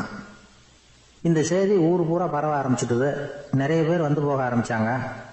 இங்கே வந்தால் மனசுக்கு ஒரு பெரிய நிம்மதி கிடைக்குது அப்படின்னு வேற சொல்ல ஆரம்பிச்சாங்க. வர வர கூட்டம் அதிகமாக வர ஆரம்பிச்சுட்டுது. உண்டியலில் பணம் நிறைய சேர்ந்துட்டுது. நகையெல்லாம் கூட கழட்டி காணிக்கையாக போட ஆரம்பிச்சுட்டாங்க. அப்பாவை விட மகன் பெரிய ஆளாயிட்டான். இதை கேள்விப்பட்டார் அப்பா. பையனை பார்த்துட்டு வரலாம்னு ஒரு நாள் புறப்பட்டு வந்தார். பையன் ஓஹோன்னு இருக்கிறான். பங்களா, காரு எல்லாம் வந்துட்டுது. எப்படிடா இந்த அளவுக்கு ஆனே அப்படின்னு விசாரிச்சார். அப்பா, எல்லாம் உங்கள் ஆசீர்வாதம் தான். நீங்கள் கொடுத்த மூலதனத்தை வச்சு தான் இவ்வளவும் சம்பாதிச்சேன் அப்படின்னு நான் பையன். அது எப்படிறான்னு விசாரிச்சார். அப்பா, நீங்கள் ஒரு கழுதை குட்டியும் கொஞ்சம் பணமும் என்கிட்ட கொடுத்து அனுப்பி வச்சிங்க. அதை எடுத்துக்கிட்டு வந்தேன். வர்ற வழியில் அந்த கழுதை செத்து போச்சு. உடனே யோசனை பண்ணேன். அந்த கழுதையை இந்த இடத்துல புதைச்சேன். கையில் இருந்த பணத்தை வச்சு மண்டபம் கட்டினேன். மகான் ஒருத்தர் சமாதி ஆயிருக்கார் அப்படின்னு வதந்தியை கிளப்பி விட்டேன். ஜனங்கள்லாம் ஏமாந்து போய் காசை கொண்டாந்து போட ஆரம்பிச்சிட்டாங்க. நான் பொழைச்சிக்கிட்டு இருக்கிறேன் அப்படின்னா. இப்போதான்டா நீ என் புள்ள அப்படின்னு சொல்லி சந்தோஷப்பட்டாரான் அந்த அப்பா. ஏன் அப்படி சொல்றீங்கன்னு கேட்டிருக்கான் பையன். கழுத குட்டியை புதைச்சி மண்டபம் கட்டியிருக்கிற நீ, ஏற்கனவே நம்ம ஊரில் நாம கட்டியிருக்கிறோமே மண்டபம், அது இந்த கழுதையோட அம்மாவை புதைச்ச இடம். மகான் சமாதி ஆயிருக்காருன்னு நானும் சும்மா கப்ஸா தான் விட்டுக்கிட்டு இருக்கேன் அப்படின்னாரான் அப்பா. முட்டாள் ஜனங்களை நினைச்சு அந்த 2 பேரும் சத்தம் போட்டு சிரிச்சாங்களாம். மனுஷன் ஏமாத்துறது ரொம்ப சுலபம். என் கூட படிச்ச ஒருத்தன் திடீர்னு ஒரு நாள் எல்லாருக்கும் அருள் வாக்கு சொல்ல ஆரம்பிச்சுட்டான். அவன் ஒரு ஆபீஸ்லயும் வேலை பார்க்கறான். ஆபீஸ்ல உள்ளவங்கெல்லாம் அவங்ககிட்ட வந்து அருள் வாக்கு கேட்கறது வழக்கம். ஒரு நாள் நான் அவன் முன்னாடி போய் உட்காந்து பேசிக்கிட்டு இருந்தேன். அப்போ அதே ஆபீஸ்ல வேலை பார்க்குற ஒருத்தர் அவங்ககிட்ட வந்து, சுவாமி, என் மேஜையில் வச்சிருந்த பேனா திடீர்னு காணாமல் போட்டுது, அது திரும்ப கிடைக்குமா எனக்கு அப்படின்னு கேட்டார். இவன் கண்ணை உருட்டி பார்த்துட்டு, அது உனக்கு கிடைக்காது, புதுசாக வேற ஒன்று வாங்கிக்கப்போ அப்படின்னா. சரின்னு அவர் போயிட்டார். அவர் போனதுக்கு அப்புறம் நான் மெதுவாக இவனை பார்த்து, அது எப்படிடா அது உனக்கு கிடைக்காதுன்னு அவ்வளோ உறுதியாக அவர்கிட்ட சொன்னேன் அப்படின்னு கேட்டேன். இவன் மெதுவாக என் காதுகிட்ட வந்து, அந்த பேனாவை கிளப்புனதே நான் தான் அப்படிங்கிறான். ஒரு ஊர்ல ஒரு ஆள் இருந்தான். தையல் கடை வச்சிருந்தான். அவங்கிட்ட ஒருத்தன் ஒரு சட்டை துணி எடுத்து கொடுத்து தைக்க சொல்லியிருந்தான். வர்ற சனிக்கிழமை வா, வந்து வாங்கிட்டு போ அப்படின்னு அவன் சொல்லியிருந்தான். அதே மாதிரி இவன் வந்தான். அவன் தச்சு வச்சிருந்த சட்டையை கொடுத்தான். இவன் வாங்கி அங்கேயே போட்டு பார்த்தான். கை நீளம் ஒண்ணுக்கு ஒண்ணு வித்தியாசமா இருந்தது. வலது கை இடது பக்கத்தை விட நீளம் குறைச்சலா இருந்தது. அவன் முணுமுணுக்க ஆரம்பிச்சுட்டான். என்ன இது இப்படி தைச்சுட்டியேன்னு. இதுக்கு அவன் சொன்னான், ஐயையோ, இதுக்காகவா சங்கடப்படுறீங்க? வலது கையை மட்டும் கொஞ்சம் உள்ள இழுத்தாப்புல வச்சுக்கிட்டீங்கன்னா சரியா போகுது. மற்றபடி அந்த சட்டையில உள்ள கலை அம்சத்தை கவனிங்க. எவ்வளவு அற்புதமா தைச்சிருக்கேன் பாருங்க. ஒரு சின்ன குறைய இப்படி எல்லாம் பொருட்படுத்த வேண்டியதில்லை. நான் சொன்னது மாதிரி கையை கொஞ்சம் உள்ள இழுத்தது மாதிரி வச்சுக்கிட்டு நடந்து போங்க, ஜோரா இருக்கும் அப்படின்னா. அவனும் யோசிச்சு பார்த்தான். சரியான யோசனையா தான் தோணுச்சு. கொஞ்சம் முயற்சி பண்ணி வலது கையை கொஞ்சம் உள்ள இழுத்து சட்டை சரியா இருக்கிறது மாதிரி பண்ணிட்டான். இப்ப மறுபடியும் ஒரு பிரச்சனை. வலது கையை உள்ள இழுத்த மாதிரி அப்படியே வச்சுக்கிட்டதும் முதுகு பக்கம் கொஞ்சம் துணி தளர்த்தியா தொங்குறது மாதிரி தெரிஞ்சது. என்ன இது, முதுகு பக்கம் துணி குவிஞ்சுட்டுதே, தொங்குதே அப்படின்னா மறுபடியும், அடடா, இதுக்காகவா கவலைப்படுறீங்க? உடம்ப அதுக்கு தகுந்த மாதிரி கொஞ்சம் வளைச்சிக்கிட்டா சரியா போடுது. இதுக்காக அந்த அழகான தையலை பிரிச்சு அதுல உள்ள கலை அம்சத்தை கெடுக்கிறதுக்கு என் மனசு இடம் தரல. எவ்வளவுக்கு தளர்த்தியா இருக்கோ அவ்வளவுக்கு கொஞ்சம் உடம்ப வளைச்சி அப்படி குனிஞ்சது மாதிரி போங்க போதும் அப்படின்னா. அதுவும் நல்ல யோசனையா தான் பட்டுது இவனுக்கு. சரின்னு சொல்லிவிட்டு புறப்பட்டான். தெருவில் இறங்கினான். கையை கொஞ்சம் உள்ள இழுத்தான். உடம்ப கொஞ்சம் முன்னால வளைச்சான். சட்டைக்கு தகுந்த மாதிரி உடம்ப பண்ணிட்டான். மெதுவா நடந்து போறான். இப்போ எதிரில் இன்னொருத்தன் வரான். இவனை பாக்குறான். இவன் போட்டிருக்கிற சட்டைய பாக்குறான். ஆஹா அற்புதம்ங்கிறான். சும்மா சொல்லக்கூடாது, ரொம்ப நல்லா இருக்கு. நிச்சயமா இது இந்த ஊர் மேல தெருவில் இருக்கிற ஒருத்தன் இருக்கானே, அவன் தச்சதா தான் இருக்கணும் அப்படின்னா. இதை கேட்டதும் அவனுக்கு ஆச்சரியம். எப்படி அவ்வளவு கரெக்டா கண்டுபிடிச்சிங்க அப்படின்னு கேட்டிருக்கான். இதுக்கு அந்த வழிபோகன்னு சொன்னானா, அவன் ரொம்ப கெட்டிக்காரன். உங்களை மாதிரி உடம்பும் கையும் வளைஞ்சு போன ஒரு ஆசாமிக்கு அவனை தவிர வேற யாராலேயும் இவ்வளவு பொருத்தமான ஒரு சட்டையை தைக்க முடியாது அப்படின்னானா. பாருங்க, அவனுக்காக இவன் அனுசரிக்க போய் இவனோட நிலைமை எப்படி ஆயிடுது பாருங்க. இதே மாதிரிதான் சில சடங்குகளும் சம்பிரதாயங்களும் நம்மளை கோமாளி ஆக்கி விட்டுரும். எதுவா இருந்தாலும் அதுல அறிவுபூர்வமான அணுகுமுறை அவசியம்.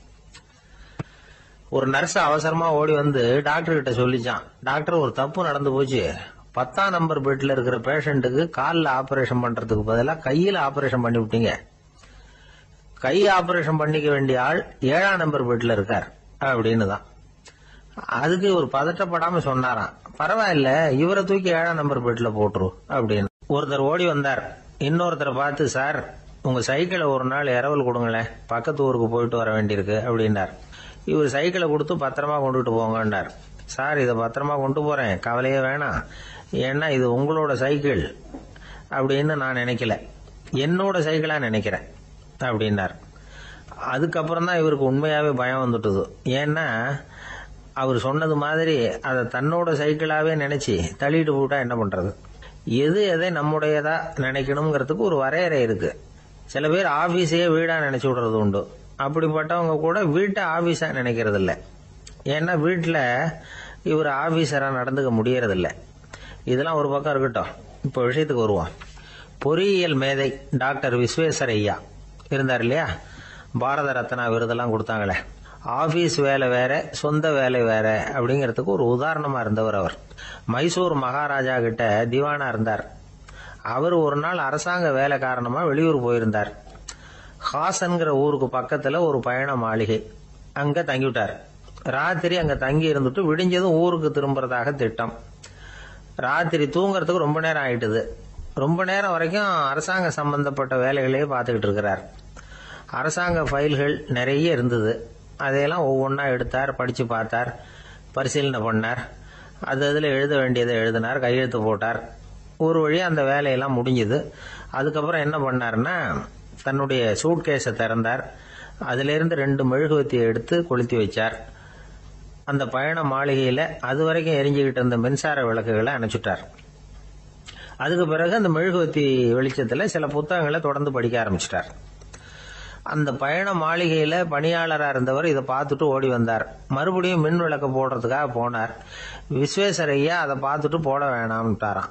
இதுவரைக்கும் நான் அரசாங்க அலுவல்களை கவனிச்சுக்கிட்டு இருந்தேன், அதனால மின் விளக்குகள் அப்ப எரிஞ்சதுல தப்பு இல்லை. இப்ப நான் புத்தகம் படிச்சுக்கிட்டு இருக்கேன், இது என்னுடைய சொந்த வேலை.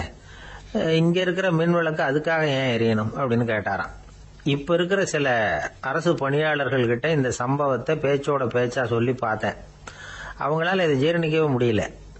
நேர்மை தேவைதான் சார், அதுக்காக அவ்வளவு தூரத்துக்கு அது தேவையா அப்படிங்கிறாங்க. விஸ்வேஸ்வரய்யா அப்படி பண்ணினது தான் ஒரு நேர்மையாளர் அப்படின்னு இந்த உலகத்துக்கு நிரூபிக்கணுங்கிறதுக்காக இல்லை. தான் அப்படி நடந்து காட்டினா தன்னை சுத்தி இருக்கிறவங்களும் அதை கேள்விப்படுறவங்களும் முடிஞ்ச அளவுக்கு பொது வாழ்க்கையில அரசு பணியில நேர்மையை கடைபிடிக்க முயற்சி பண்ணலாமே அப்படிங்கிறதுக்காகத்தான். இப்பவும் சில பேர் இருக்கிறாங்க, இவங்க ஆபீஸ் வேற வீடு வேறன்னு நினைக்கிறது இல்ல, அவ்வளவு உரிமை. ஒருத்தர் அப்படிதான், அவருக்கு அவசரமா 5000 ரூபாய் தேவைப்பட்டது. ஆபீஸ் பணத்தை எடுத்துக்கிட்டார். அந்த நேரம் பார்த்து ஆடிட் வந்துட்டுது. ஆப்பிட்டுக்கிட்டார். விசாரணை நடக்குது. அவர் சொல்றார், சார் நான் நேரம் காலம் பார்க்காம ஆபீஸ்ல வேலை செய்வேன், ஏன்னா அதை என்னோட ஆபீஸா நினைக்கிறேன். அவசரத்துக்கு அந்த பணத்தை எடுத்தேன், மறுபடியும் வச்சுடலாம்னு தான் இருந்தேன், அதுக்குள்ள இப்படி ஆயிட்டுது. நீங்க என்ன நினைச்சாலும் சரி, நான் ஆபீஸ் வேற வீடு வேற அப்படின்னு நினைக்கிறது இல்ல, அது என்னோட சுபாவம் அப்படின்னார். விசாரணை பண்ணவர் தீர்ப்பு வழங்கினார். உங்க சுபாவத்துக்கு மதிப்பு கொடுத்து நானும் தீர்ப்பு வழங்குறேன். நீங்க கொஞ்ச நாள் ஜெயிலில் இருந்துட்டு வாங்க, அது உங்களுக்கு கஷ்டமா இருக்காதுன்னு நினைக்கிறேன். ஏன்னா அங்க போனாலும் நீங்க உங்க சுபாவப்படி வீடு வேற ஜெயில் வேறன்னு நினைக்க மாட்டீங்க அப்படின்னா. சில பேரை இப்படி சொல்றது உண்டு. அடுத்தவங்களை அனுசரித்து நடந்துக்க தெரியல, அவன் என்ன சார் மனுஷன் அப்படிம்பாங்க.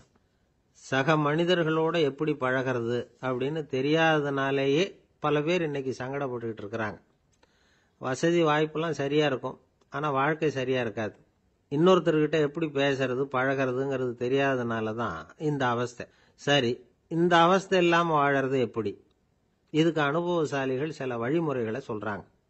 அதெல்லாம் என்னென்னங்கிறத இப்போ தெரிஞ்சுக்குவோம். முதல்ல நம்ம நாக்கு நம்ம கண்ட்ரோலில் இருக்கணும். வார்த்தைகளை கொட்டிவிட்டு அதுக்கப்புறம் அள்ள முடியாமல் கடந்து கஷ்டப்படக்கூடாது. எப்படி பேசுகிறோங்கிறதும் முக்கியம், பேசுகிறப்ப எப்படி முகத்தை வச்சிருக்கிறோங்கிறதும் முக்கியம். அன்பாக பேசினாலும் நல்லா இருக்கும். அப்படி பேசுகிறப்ப ஆதரவாக அவர் தோள் மேலே ஒரு கையை போட்டுக்கிட்டு பேசினா இன்னமும் நல்லா இருக்கும். ரெண்டாவது விஷயம், இன்னொருத்தர்கிட்ட பேசுகிறப்ப வாக்குறுதிகளை அள்ளி வீசக்கூடாது. கொடுக்குற வாக்குறுதி குறைச்சலாக இருக்கணும். அப்படி கொடுத்த வாக்குறுதியை கண்டிப்பாக நிறைவேற்றணும். நாம் ஒருத்தரை பாராட்டுறோம் அல்லது அவரை பற்றி அபிப்பிராயம் சொல்கிறோம்னா அது ஆக்கப்பூர்வமாக இருக்கணும். நம்ம பாராட்டு அல்லது விமர்சனம் அடுத்தவருடைய முன்னேற்றத்துக்கு உதவுறது மாதிரி இருக்கணும். நாம் சொல்கிறத கேட்டுட்டு அவன் தலையில் கையை வச்சுட்டு உட்காந்துடக்கூடாது. எப்பவும் உற்சாகமாக இருக்கணும், முகம் மலர்ச்சியாக இருக்கணும். மனுஷன் இருந்தால் வருத்தம், கவலை, ஏமாற்றம் எல்லாம் இருக்க தான் செய்யும். அதெல்லாம் மனசில் இருக்கட்டும். அந்த வருத்தமும் கவலையும் ஏமாற்றமும் சேர்ந்துக்கிட்டு நம்ம முகத்தில் இருக்கிற மலர்ச்சியை மூடி மறைக்கிறதுக்கு நாம் இடம் கொடுத்துடக்கூடாது. எந்த விஷயத்தை பற்றி யாருக்கிட்ட பேசினாலும் வெளிப்படையாக பேசணும், திறந்த மனசோட பேசணும். மூடி மறைச்சி முன்னு மூழ்கிக்கிட்டு இருக்கக்கூடாது. இன்னொருத்தர்கிட்ட பேசுகிறப்போ விவாதம் பண்ணுங்க, அது தப்பு இல்லை. ஆனால் வாதாடிக்கிட்டு இருக்கக்கூடாது. அதாவது என்ன சொல்கிறாங்கன்னா, டிஸ்கஸ் பண்ணலாம், ஆர்கியூ பண்ணக்கூடாதான். நம்மக்கிட்ட இருக்கிற நல்ல குணங்களை நாம் எடுத்து சொல்லிகிட்டு இருக்கக்கூடாது. அந்த நல்ல குணங்களே நம்மளை பற்றி எடுத்து சொல்லணும், அது மாதிரி நடந்துக்கணும். அதே மாதிரி அடுத்தவங்க கிட்ட உள்ள கெட்ட குணங்களை பற்றி அவசியம் இல்லாமல் நாம் பேச வேண்டியதில்லை. உங்களை பற்றி யாராவது தப்பாக பேசுகிறாங்களா, அப்படி அவங்க பேசுகிறதுல உண்மை இல்லையா அப்படின்னா அதை நீங்கள் பொருட்படுத்த வேண்டியதில்லை, விட்டுடலாம். அது தானாக போயிடும். ஒரு 4-5 பேரோட பேசிக்கிட்டு இருந்தீங்கன்னா எல்லாருக்கும் முக்கியத்துவம் கொடுங்க, யாரையும் அலட்சியப்படுத்தாதீங்க. தமாஷா பேசலாம், ஆனால் அவங்க தமாஷ் அடுத்தவங்களை கேலி பண்ணுறதா இருக்கக்கூடாது. நமக்கு கிடைக்க வேண்டியது கிடைக்கலையே அப்படிங்கிற தவிப்பு நம்மகிட்ட இருக்கக்கூடாது, அது தேவையில்லை. உங்கள் செயல்பாடுகள் தெளிவாக இருக்கட்டும், பாராட்டு தானாக அவங்கள தேடிட்டு வரும். இன்னொரு மனுஷனுடைய மனசில் கௌரவமான ஒரு இடத்த பிடிக்கணும்னா நாம் இந்த குணத்தையெல்லாம் நம்மகிட்ட வளர்த்துக்கணும். இதெல்லாம் அனுபவசாலிகள் சொல்லியிருக்கிற குறிப்புகள். இந்த குறிப்புகளை சரியாக புரிஞ்சுக்கணும், அது முக்கியம். தப்பாக புரிஞ்சுக்கிட்டா என்ன ஆகும் தெரியுமா? இதை கேளுங்க. ஒருத்தர் வந்தார், சார் அடுத்தவங்க தோள் மேலே கையை போட்டுக்கிட்டு அன்பாக பேசணும்னு சொன்னீங்க, அப்படி தான் பேசினேன். அவர் முதுகை கூட தட்டி கொடுத்தேன், என் வேலை போயிட்டுது சார், வீட்டுக்கு அனுப்பிச்சிட்டாங்க அப்படின்னார். யாருக்கிட்ட அப்படி பேசுனீங்கன்னு கேட்டோம். என் முதலாளிகிட்ட சார் அப்படிங்கிறார் ரொம்ப சோகமா. ஒரு சிகை அலங்கார கூடம், ரொம்ப சுறுசுறுப்பாக எல்லாரும் வேலை செஞ்சுக்கிட்டு இருக்கிறாங்க. முடிவெட்டிக்க வந்திருக்கிறவங்க நிறைய பேர், எல்லாரும் வரிசையாக உட்காந்துருக்கிறாங்க. அந்த சமயத்தில் திடீர்னு கதவை திறந்துக்கிட்டு ஒருத்தர் உள்ள வர்றார். அவர் ஒரு பெரிய மனிதர், அவரும் முடிவெட்டிக்கிறதுக்காக தான் உள்ள வந்திருக்கிறார். அவரை பார்த்த உடனே அங்கே வரிசையில் உட்காந்துருந்தவங்க எல்லாரும் எழுந்திரிச்சு அவர்கிட்ட வந்துட்டாங்க. அவரை சுற்றி நின்றுட்டாங்க. எப்படி இருக்கிறீங்க, நல்லா இருக்கீங்களா அப்படின்னு விசாரிக்க ஆரம்பிச்சுட்டாங்க. எல்லாம் முடிஞ்சதும் வந்தவர் கேட்டார், வரிசையில் கடைசியாக இருக்கிறவர் யார் அப்படின்னு கேட்டார். ஏன்னு கேட்டாங்க. நான் அதுக்கு அடுத்தபடியாக உட்காரணும், அதுக்காக தான் கேட்குறேன் அப்படின்னார். உடனே அங்கே இருந்தவங்கெல்லாம் என்ன சொன்னாங்க தெரியுமா? நீங்கள் வரிசையில் காத்திருக்கக்கூடாது, நீங்கள் அரசாங்கத்தின் தலைவர், உங்களுக்கு நேரம் முக்கியம், அதனால் நீங்கள் முன்னாடி போங்க அப்படின்னு சொன்னாங்க. ஆனால் அதை அவர் கேட்கல. தோழர்களே, உங்களுடைய கருத்துக்கு ரொம்ப நன்றி. எல்லாரும் வரிசையாக தான் வரணும், அதுதான் முறை. வரிசையில் வரணுங்கிற நடைமுறையை நானும் பின்பற்ற விரும்புகிறேன். நாம் எல்லாரும் சமமானவர்கள் அப்படின்னார். இப்படி சொல்லிவிட்டு வரிசையில் கடைசியாக இருந்த ஒரு நாற்காலியில் போய் உட்காந்துக்கிட்டார். தன் சட்டை பையில் இருந்த ஒரு செய்தித்தாளை எடுத்தார், படிக்க ஆரம்பிச்சிட்டார். ஆனால் அங்கே இருந்தவங்களால இதை பார்த்துக்கிட்டு சும்மா இருக்க முடியல. ஒருத்தர் எழுந்திரிச்சு வந்தார். ஐயா, இப்போ என்னுடைய முறை வந்திருக்குது, நான் தான் போக வேண்டிய முறை. உங்களை இங்கே காத்திருக்க வைக்கிறத விட ஒரு 5 ஆண்டுகளுக்கு கூட நான் முடிவெட்டிக்காமே இருந்துட முடியும் அப்படின்னார்.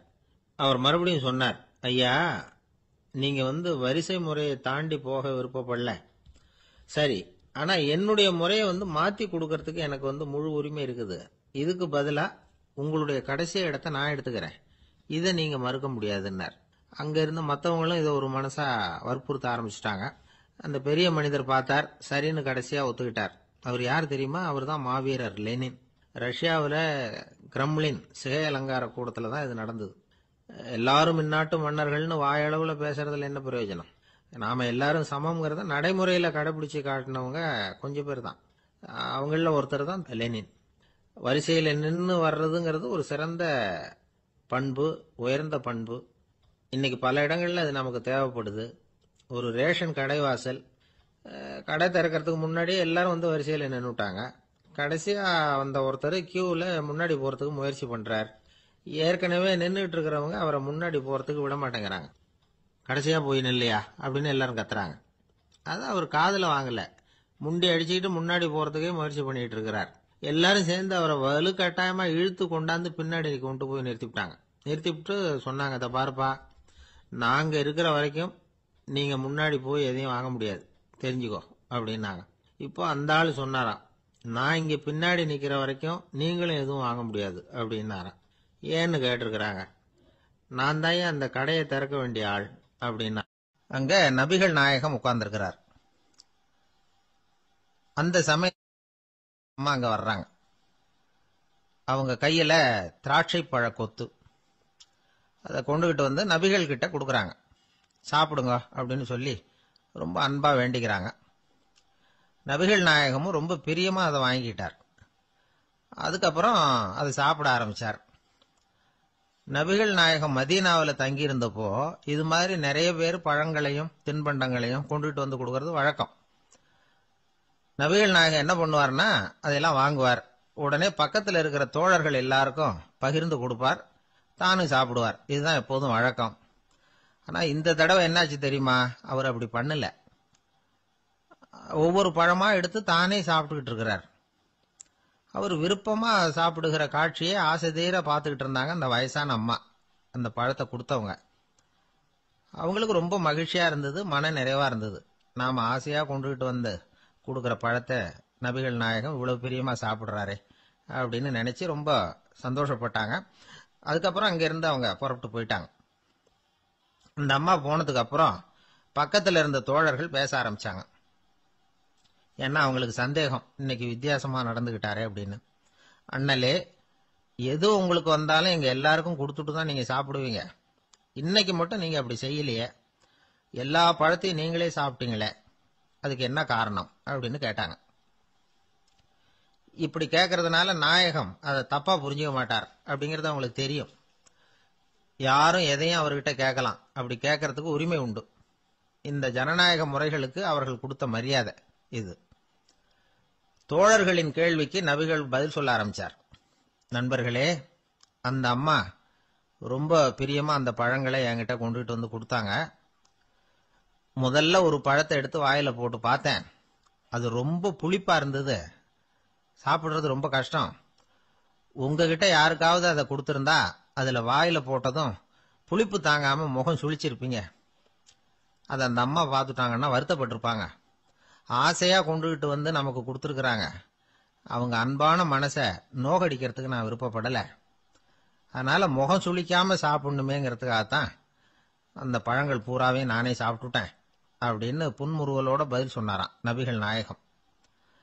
இன்னொருத்தர் மனசு புண்படக்கூடாதுங்கிறதுக்காக புளிப்பையும் இனிப்பா ஏற்றுக்கொள்ளுகிற பண்பாடு இருக்கு பாருங்க, அது ஒரு பெரிய நாகரிகம். அது எல்லாருக்கும் சுலபமா வந்துடாது.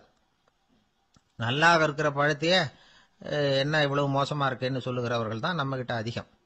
இந்த காலத்துல இல்வாழ்க்கையில இந்த நாகரிகத்தை சில பேர் கடைபிடிக்கிறது உண்டு. நல்லா இருக்க இல்லையோ முகம் சுளிக்காம சாப்பிட்டுருவாங்க. ஏன்னு கேட்டா, எதுக்காக சார் வீண் வம்பு, ஏதோ நமக்குன்னு கொடுத்து வச்சது அவ்வளவுதான் அப்படின்னு நினைச்சுக்கிட்டு போக வேண்டியது தானே அப்படிம்பாங்க. இவங்கெல்லாம் கூட ஒரு விதத்துல பண்பாடு தெரிஞ்சவர்கள் தான். இப்போ ஒரு ஆளு ஊரெல்லாம் சுத்தி விட்டு கடைசியில அழுத்து போய் ஒரு ஹோட்டலுக்குள்ள நுழைஞ்சானான். ரொம்ப களைப்பா இருந்தது அவனுக்கு. அதனால ரொம்ப களைப்படைஞ்சு போய் ஒரு நாற்காலியில போய் உட்காந்துருக்கிறான்.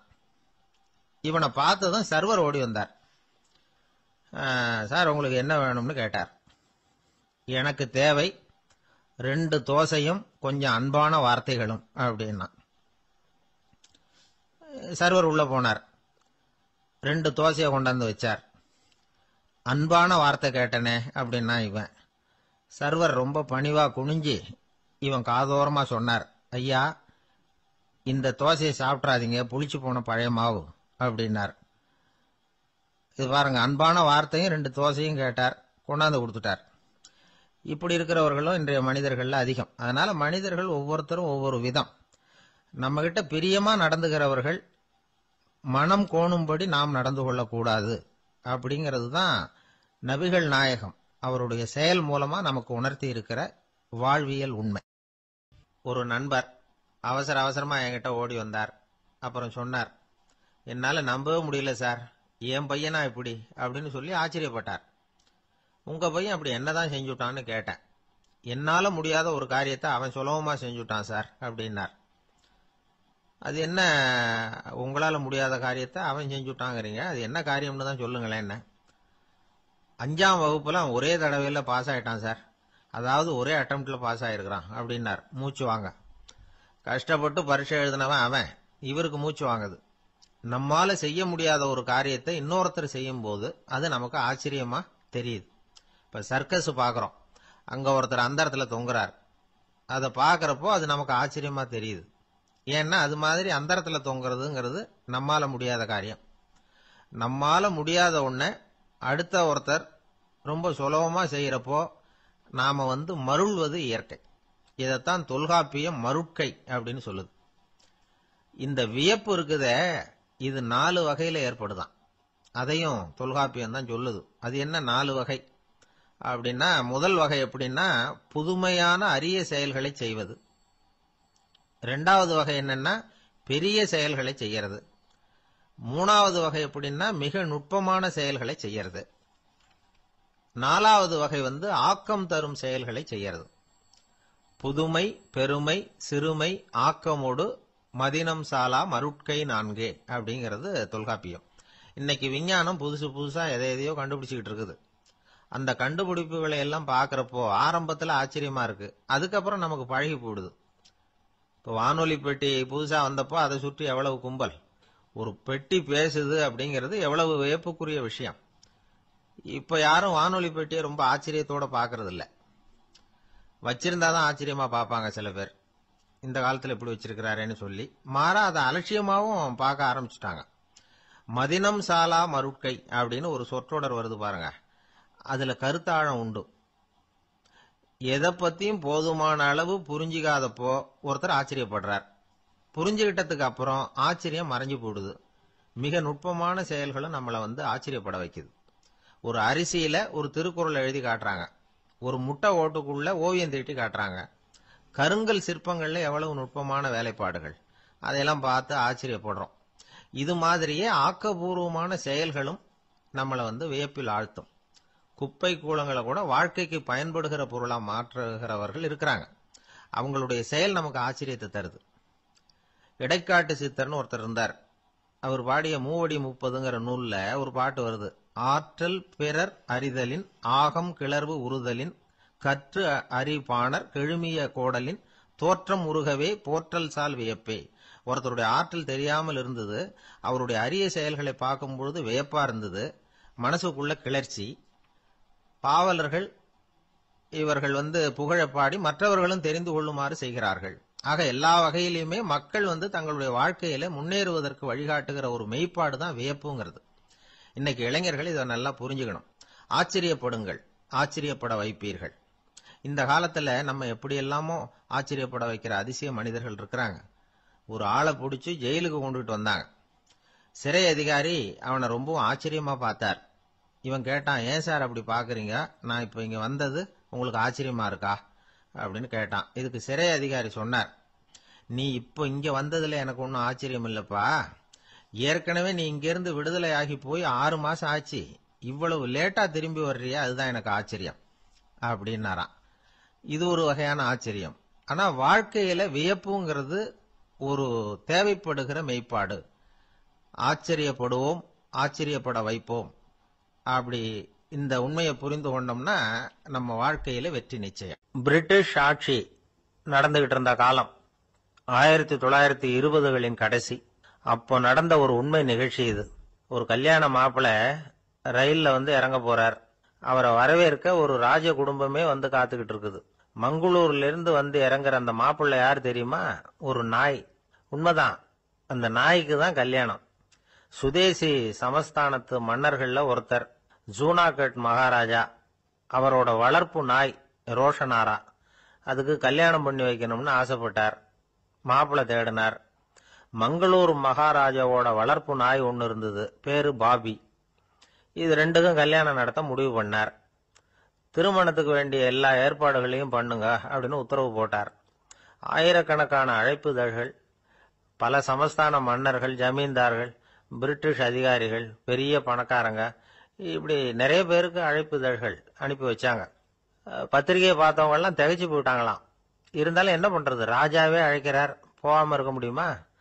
அந்த சமயத்துல நாட்டின் கவர்னர் ஜெனரலா இருந்தவர் இர்வின் பிரபு.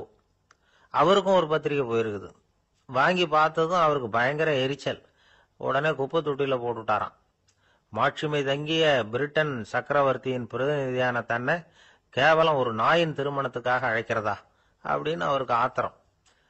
இருந்தாலும் கல்யாணம் பிரமாதமா நடந்துதான். கல்யாணத்தன்னைக்கு பொண்ணுக்கு ஸ்பெஷல் குளியல், தண்ணீருக்கு பதிலாக வாசனை திரவியங்கள், பன்னீர், குளிச்சதுக்கு அப்புறம் அலங்காரம், வைர மாலை, முத்து மாலை, ஏகப்பட்ட அலங்காரம். மாப்பிள்ளையை அழைக்கிறதுக்கு ரயில்வே ஸ்டேஷன்ல ராஜ குடும்பமே காத்துக்கிட்டு இருக்குது. அவங்களோட வளர்ப்பு நாய்கள் 250. அத்தனை நாய்களுக்கும் பட்டு துணி போத்தி இருக்குது. முத்து வடங்கள் அணிவிச்சிருக்கிறாங்க. எல்லாம் ராஜ நாய்கள். அதுகளையும் வீதியில நடக்க விடலையாம். அதுகளை சுமந்துகிட்டு போக அலங்கரிக்கப்பட்ட யானைகள் காத்துக்கிட்டு இருக்குதாம். மாப்பிள்ளைக்கு வரவேற்பு எப்படி தெரியுமா? அது நடந்து வர்ற பாதை பூரா ரத்தன கம்பளம் விரிச்சிருக்குது. 2 பக்கமும் ராஜாங்க அதிகாரிகள் கைகட்டி நிக்கிறாங்க. அரசு படை வீரர்கள் அணிவகுப்பு மரியாதை செலுத்துறாங்க. அந்த நாய் ராஜ மரியாதையோட நடந்து வருது. நகையெல்லாம் போட்டுக்கிட்டு வருது. திருமண மண்டபத்துக்கு சேருது. அங்க கல்யாணம் அமோகமா நடக்குது. இந்த திருமணத்தை முன்னிட்டு அந்த ஜூனாகட் சமஸ்தானத்துக்கு 3 நாள் விடுமுறை வேற. கல்யாணத்துக்கு வந்திருந்தவங்களுக்கெல்லாம் ஏக தடபுடலா விருந்து, நாட்டியம் எல்லாம் பிரமாதமா நடந்துதான். இந்த கல்யாணத்துல கலந்துக்க வந்திருந்த மற்ற சமஸ்தானத்து மன்னர்கள், திவான்கள், அரச குடும்பத்தினர், இப்படி அவங்க 700 பேராம். அவங்க வந்து போறதுக்காக விசேஷ ரயில்கள்லாம் வேற விட்டுருக்காங்க. கல்யாணம் முடிஞ்சதும் அந்த நாய் தம்பதிகளோட பெரிய பெரிய மன்னர்கள்லாம் ஒன்னா உட்காந்து சாப்பிட்டாங்களாம். ஏர் கண்டிஷன் அறையில அந்த தம்பதிகள் கொஞ்ச காலம் வாழ்ந்திருக்கிறாங்க. கொஞ்ச நாள்ல மாப்பிள்ளைக்கு மரியாதை குறைய ஆரம்பிச்சுட்டுது. வெளியில துரத்தி விட்டாங்களாம். அந்த பெண் நாய் மட்டும் ராஜ போகங்களை அனுபவிச்சு வந்துதான். இந்த கல்யாணத்தை பார்த்துட்டு தொடர்ந்து மற்ற சமஸ்தானத்து மன்னர்களும் நாய் திருமணங்கள் நடத்த ஆரம்பிச்சுட்டாங்களாம். இது உண்மையில நடந்திருக்குது. இப்படி அது இருக்கட்டும். இப்ப நம்ம கதைக்கு வருவோம். ஒரு ராஜாவுக்கு ரொம்ப நாள் கழிச்சு ஒரு குழந்தை பிறந்துதான். அரண்மனை ஜோசியரை கூப்பிட்டு இருக்கார் ராஜா. ஜோசியரே, என் மகன் வருங்காலத்துல சிறந்த வாழ் வீரனா வரணும்னு ஆசைப்படுறேன். வருவானாங்கிறத கொஞ்சம் பார்த்து சொல்லுங்களேன் அப்படின்னாராம். ஜோசியர் சொன்னார், மன்னா, உங்க புள்ள வாழ் வீரனா வர்றது கஷ்டம். ஆனா அவரும் உங்களை மாதிரியே நாய்க்குட்டிகள் பேர்ல பிரியமா இருப்பார். அதுகளுக்கு கல்யாணமும் பண்ணி வைப்பார் அப்படின்னாராம். அது எப்படி கண்டுபிடிச்சிங்க அப்படின்னு கேட்டிருக்கார் ராஜா. அரசே, உங்க பிள்ளைக்கு வாழ் மேல உள்ள பிரியத்தை காட்டிலும் நாய் மேல உள்ள பிரியம் அதிகம்ங்கிறதுக்கான அறிகுறி இப்பவே தெரியுது. நல்லா கவனிச்சு பாருங்க. அவரு வாழ்னு கத்துறாரு அப்படின்னாரு. கவனிச்சு பார்த்துட்டு அப்படி எனக்கு காதுல விழலையே அப்படின்னாராம் மன்னர். அதனாலதான் சொன்னேன், அவர் கத்துறது வாழ்னு கத்தல, வள்ளுன்னு கத்திக்கிட்டு இருக்கார். அதனாலதான் அப்படி சொன்னேன் அப்படின்னாராம் அரண்மனை ஜோசியர். இருட்ட கண்டா பயம் உண்டாவதே, அது ஏன்? இப்படி ஒரு கேள்வியை ஒரு பெரியவர்கிட்ட கேட்டாங்க. அதுக்கு அவர் பதில் சொல்றார், மனிதனுடைய ஆதிகால வாழ்க்கையில தொற்றி கொண்ட பயம் இது வேரூன்றி இருக்குது, இன்னமும் போகல. 50,000 வருஷங்களுக்கு முன்னாடி மனுஷன் குகைகள்ல வாழ்ந்தான். பகல்ல பயம் இருக்காது. ராத்திரியில மிருகங்கள் தாக்கும், கொல்லும், நிம்மதியா தூங்க கூட முடியாது. அதனால இந்த மனுஷனுக்கு இரவுன்னா மரணம், பயம் அப்படின்னு பழகி போச்சு. மனிதர்களுடைய எல்லா மனசையும் சேர்த்து மொத்தமா ஒரு மனசு உண்டு. மனிதர்களுடைய நினைவு இந்த மொத்த மனசுல பதிஞ்சிருக்கு, பரவுது. இந்த மொத்த மனசுல இருட்டு பற்றிய பயம் பதிந்து நீடிக்குது அப்படிங்கிறார் அவர். இந்த காலத்துல இரவை பகலாக்கிறதுக்கு எவ்வளவு விளக்குகள்லாம் வந்தாச்சு. ராத்திரியிலேயும் மிருகங்கள் தாக்குங்கிற நிலைமை இல்ல. பாதுகாப்பான வீடுகள், விலங்குகளும் விலகி போயிட்டு, அதாவது விலங்குகள்லாம் விலகி போயிட்டு, வீடுகளும் பாதுகாப்பா இருக்குது. சரி, இருந்தாலும் அந்த பழங்கால பயம் இருட்டு பயம் இன்னமும் மனுஷனை விட்டு போகல. இன்னொரு விஷயம் என்னன்னா, இருட்டில இருந்து வெளிச்சத்துக்கு வராத மனிதர்கள் இன்னைக்கு அதிகம். ஒரு ஆளு ஆத்துக்கு மீன் பிடிக்கிறதுக்காக போனான், இன்னும் விடியல, அதுக்குள்ள வலையை எடுத்துட்டு கிளம்பி போயிட்டான். வெளிச்சம் வர்றதுக்கு முன்னாடியே போய் சேர்ந்துட்டான். விடியற வரைக்கும் என்ன பண்றது, சும்மா கரையிலேயே உட்காந்து காலாட்டிட்டு இருக்கிறான். காலில் ஏதோ ஒரு சின்ன மூட்டை தட்டுப்பட்டது. இருட்டுல அது என்னன்னு சரியா தெரியல. மூட்டைக்குள்ள சின்ன சின்ன கல்லா நிறைஞ்சி இருக்குது. சும்மா பொழுது போகணுமேங்கிறதுக்காக இவன் அந்த மூட்டைக்குள்ள இருந்து ஒவ்வொரு கல்லா எடுத்து ஆத்துல வீசிக்கிட்டு இருக்கிறான். விடியற வரைக்கும் வேற வேலை இல்லைங்கிறதுனால எப்படி செஞ்சுக்கிட்டே உட்காந்துருக்கிறான். கிழக்க மெதுவா வெளிச்சம் தெரிய ஆரம்பிச்சது. பொழுது விடியறதுக்கான அறிகுறி. இதுக்குள்ள அந்த மூட்டையில இருந்த எல்லா கல்லையும் எடுத்து வீசி எறிஞ்சுட்டான். கடைசியா ஒரே ஒரு கல்லு மட்டும்தான் கையில பாக்கி இருந்தது. வெளிச்சம் வந்ததும் அந்த கல்லை பார்த்தான், அப்படியே திகைச்சு போயிட்டான். அடடா, இது வரைக்கும் தெரியாம தப்பு பண்ணிட்டோமே அப்படின்னு நினைச்சான். ஏன் தெரியுமா, அவன் கையில இருந்தது வெறும் கல் இல்ல, விலை வசந்த ரத்தன கல். அது இருட்டுல என்னன்னு புரியாததுனால மூட்டையில இருந்த எல்லா ரத்தன கல்லையும் ஆத்துல வீசி எறிஞ்சிருக்கிறான். இப்போ அவனுக்கு அழுகையே வந்துரும் போல இருந்தது. வாழ்க்கையை வசதி ஆக்கிக்கிறதுக்கான வாய்ப்பு அவனுக்கு இருந்தது. இருந்தாலும் இருட்டுல அதை இழந்துட்டான். அந்த வகையில அவனுக்கு கொஞ்சம் அதிர்ஷ்டம் இருந்திருக்குது. அதாவது ஏதோ ஒரு வகையில இருந்திருக்குது. அதனாலதான் அந்த கடைசி கல்ல எரியறதுக்குள்ள வெளிச்சம் வந்துட்டுது. பல பேருக்கு அந்த அளவு கூட அதிர்ஷ்டம் வர்றதில்ல. எல்லாத்தையும் வீசினதுக்கு அப்புறம் தான் வெளிச்சம் வரும். என்னன்னு விவரம் தெரியாமலே எழுந்திரிச்சு வந்துருவாங்க. வாழ்க்கைங்கிறது ஒரு பெரிய புதையல். அதை புரிஞ்சிக்காம மனுஷன் அதை வீசி எரிஞ்சுக்கிட்டு இருக்கான் அப்படிங்கிறது தான் பெரியவங்க கருத்து. சில பேருக்கு புரிஞ்சுக்கிற நேரம் வரும், அதுக்குள்ள வாழ்நாள்லாம் ஓடி போயிருக்கும். அதுக்கப்புறம் என்ன பண்றது? நம்மால் ஒருத்தன் கையில ஒரு சின்ன பையோட வந்துகிட்டு இருந்தான். பை உள்ள ஏகப்பட்ட நகைகள், ரத்தன கல் எல்லாம் இருக்கு. வந்துகிட்டு இருந்தவன் திடீர்னு அந்த பையை அப்படியே ஒரு குளத்துல வீசி எறிஞ்சுட்டான். மகான்கள் தான் இப்படி பற்று இல்லாம இருப்பாங்க. என்னங்க இது, விலை மதிப்புள்ள அந்த பையை இப்படி குளத்துல வீசி எறிஞ்சுட்டீங்களே, இதுக்கு என்ன அர்த்தம் அப்படின்னு கேட்டார் அவன் கூட வந்தவர். அவன் மெதுவா இவர் காதோட காதா சொல்றான், ஒரு போலீஸ்காரர் பின்னாடி வந்துகிட்டு இருக்கிறார், அவர் போனதுக்கு அப்புறம் இதை எடுத்துக்குவேன் அப்படிங்கிறான். அமெரிக்க ஜனாதிபதி ஆப்ரஹாம் லிங்கன் ஒரு நாள் தன்னோட கோச்சு வண்டியில தலைநகரான வாஷிங்டனுக்கு போயிட்டு இருக்கிறார். கோச்சு வண்டி ஒரு சாலையில போயிட்டு இருக்கு. அந்த சாலைக்கு ஒரு பக்கத்துல பயங்கரமான சதுப்பு நிலம். சதுப்பு நிலம்னா அது புதைகுழி, புதை மணல்ங்கிறோம்ல, அது மாதிரி. அந்த சதுப்பு நிலத்துல யாராவது மாட்டிக்கிட்டா அவ்வளவுதான், ஆளை கொஞ்சம் கொஞ்சமா உள்ள அமுக்கிவிடும். தப்பிச்சு கரையேறது கஷ்டம். அப்படிப்பட்ட நிலம் அது. ஆப்ரஹாம் லிங்கன் ஏதோ ஒரு முக்கியமான அரசாங்க வேலையா போயிட்டு திரும்பி வந்துகிட்டு இருக்கிறார். அதனால அந்த சமயத்துல அவர் விலை வசந்த ஆடைகளை அணிஞ்சிருக்கிறார். அப்படி அவர் அந்த கோச்சு வண்டியில வந்துகிட்டு இருக்கிறாரு. அந்த சமயத்துல ஒரு காட்சி அவர் கண்ணுல பட்டுட்டுது. என்ன தெரியுமா, ரோட்டுக்கு பக்கத்துல இருந்த சதுப்பு நிலத்துல ஒரு இளம் பன்றி குட்டி சிக்கிக்கிட்டு தவிச்சுக்கிட்டு இருக்குது. பரிதாபமா கத்திக்கிட்டு இருக்குது. அதை பார்த்தார் லிங்கன். அவருக்கு என்ன மாதிரி ஆயிட்டுது. உடனே வண்டியை நிறுத்த சொன்னார். கீழே இறங்கினார். தன்னோட விலை வசந்த ஆடைகளை பத்தி லட்சியம் பண்ணவே இல்லை.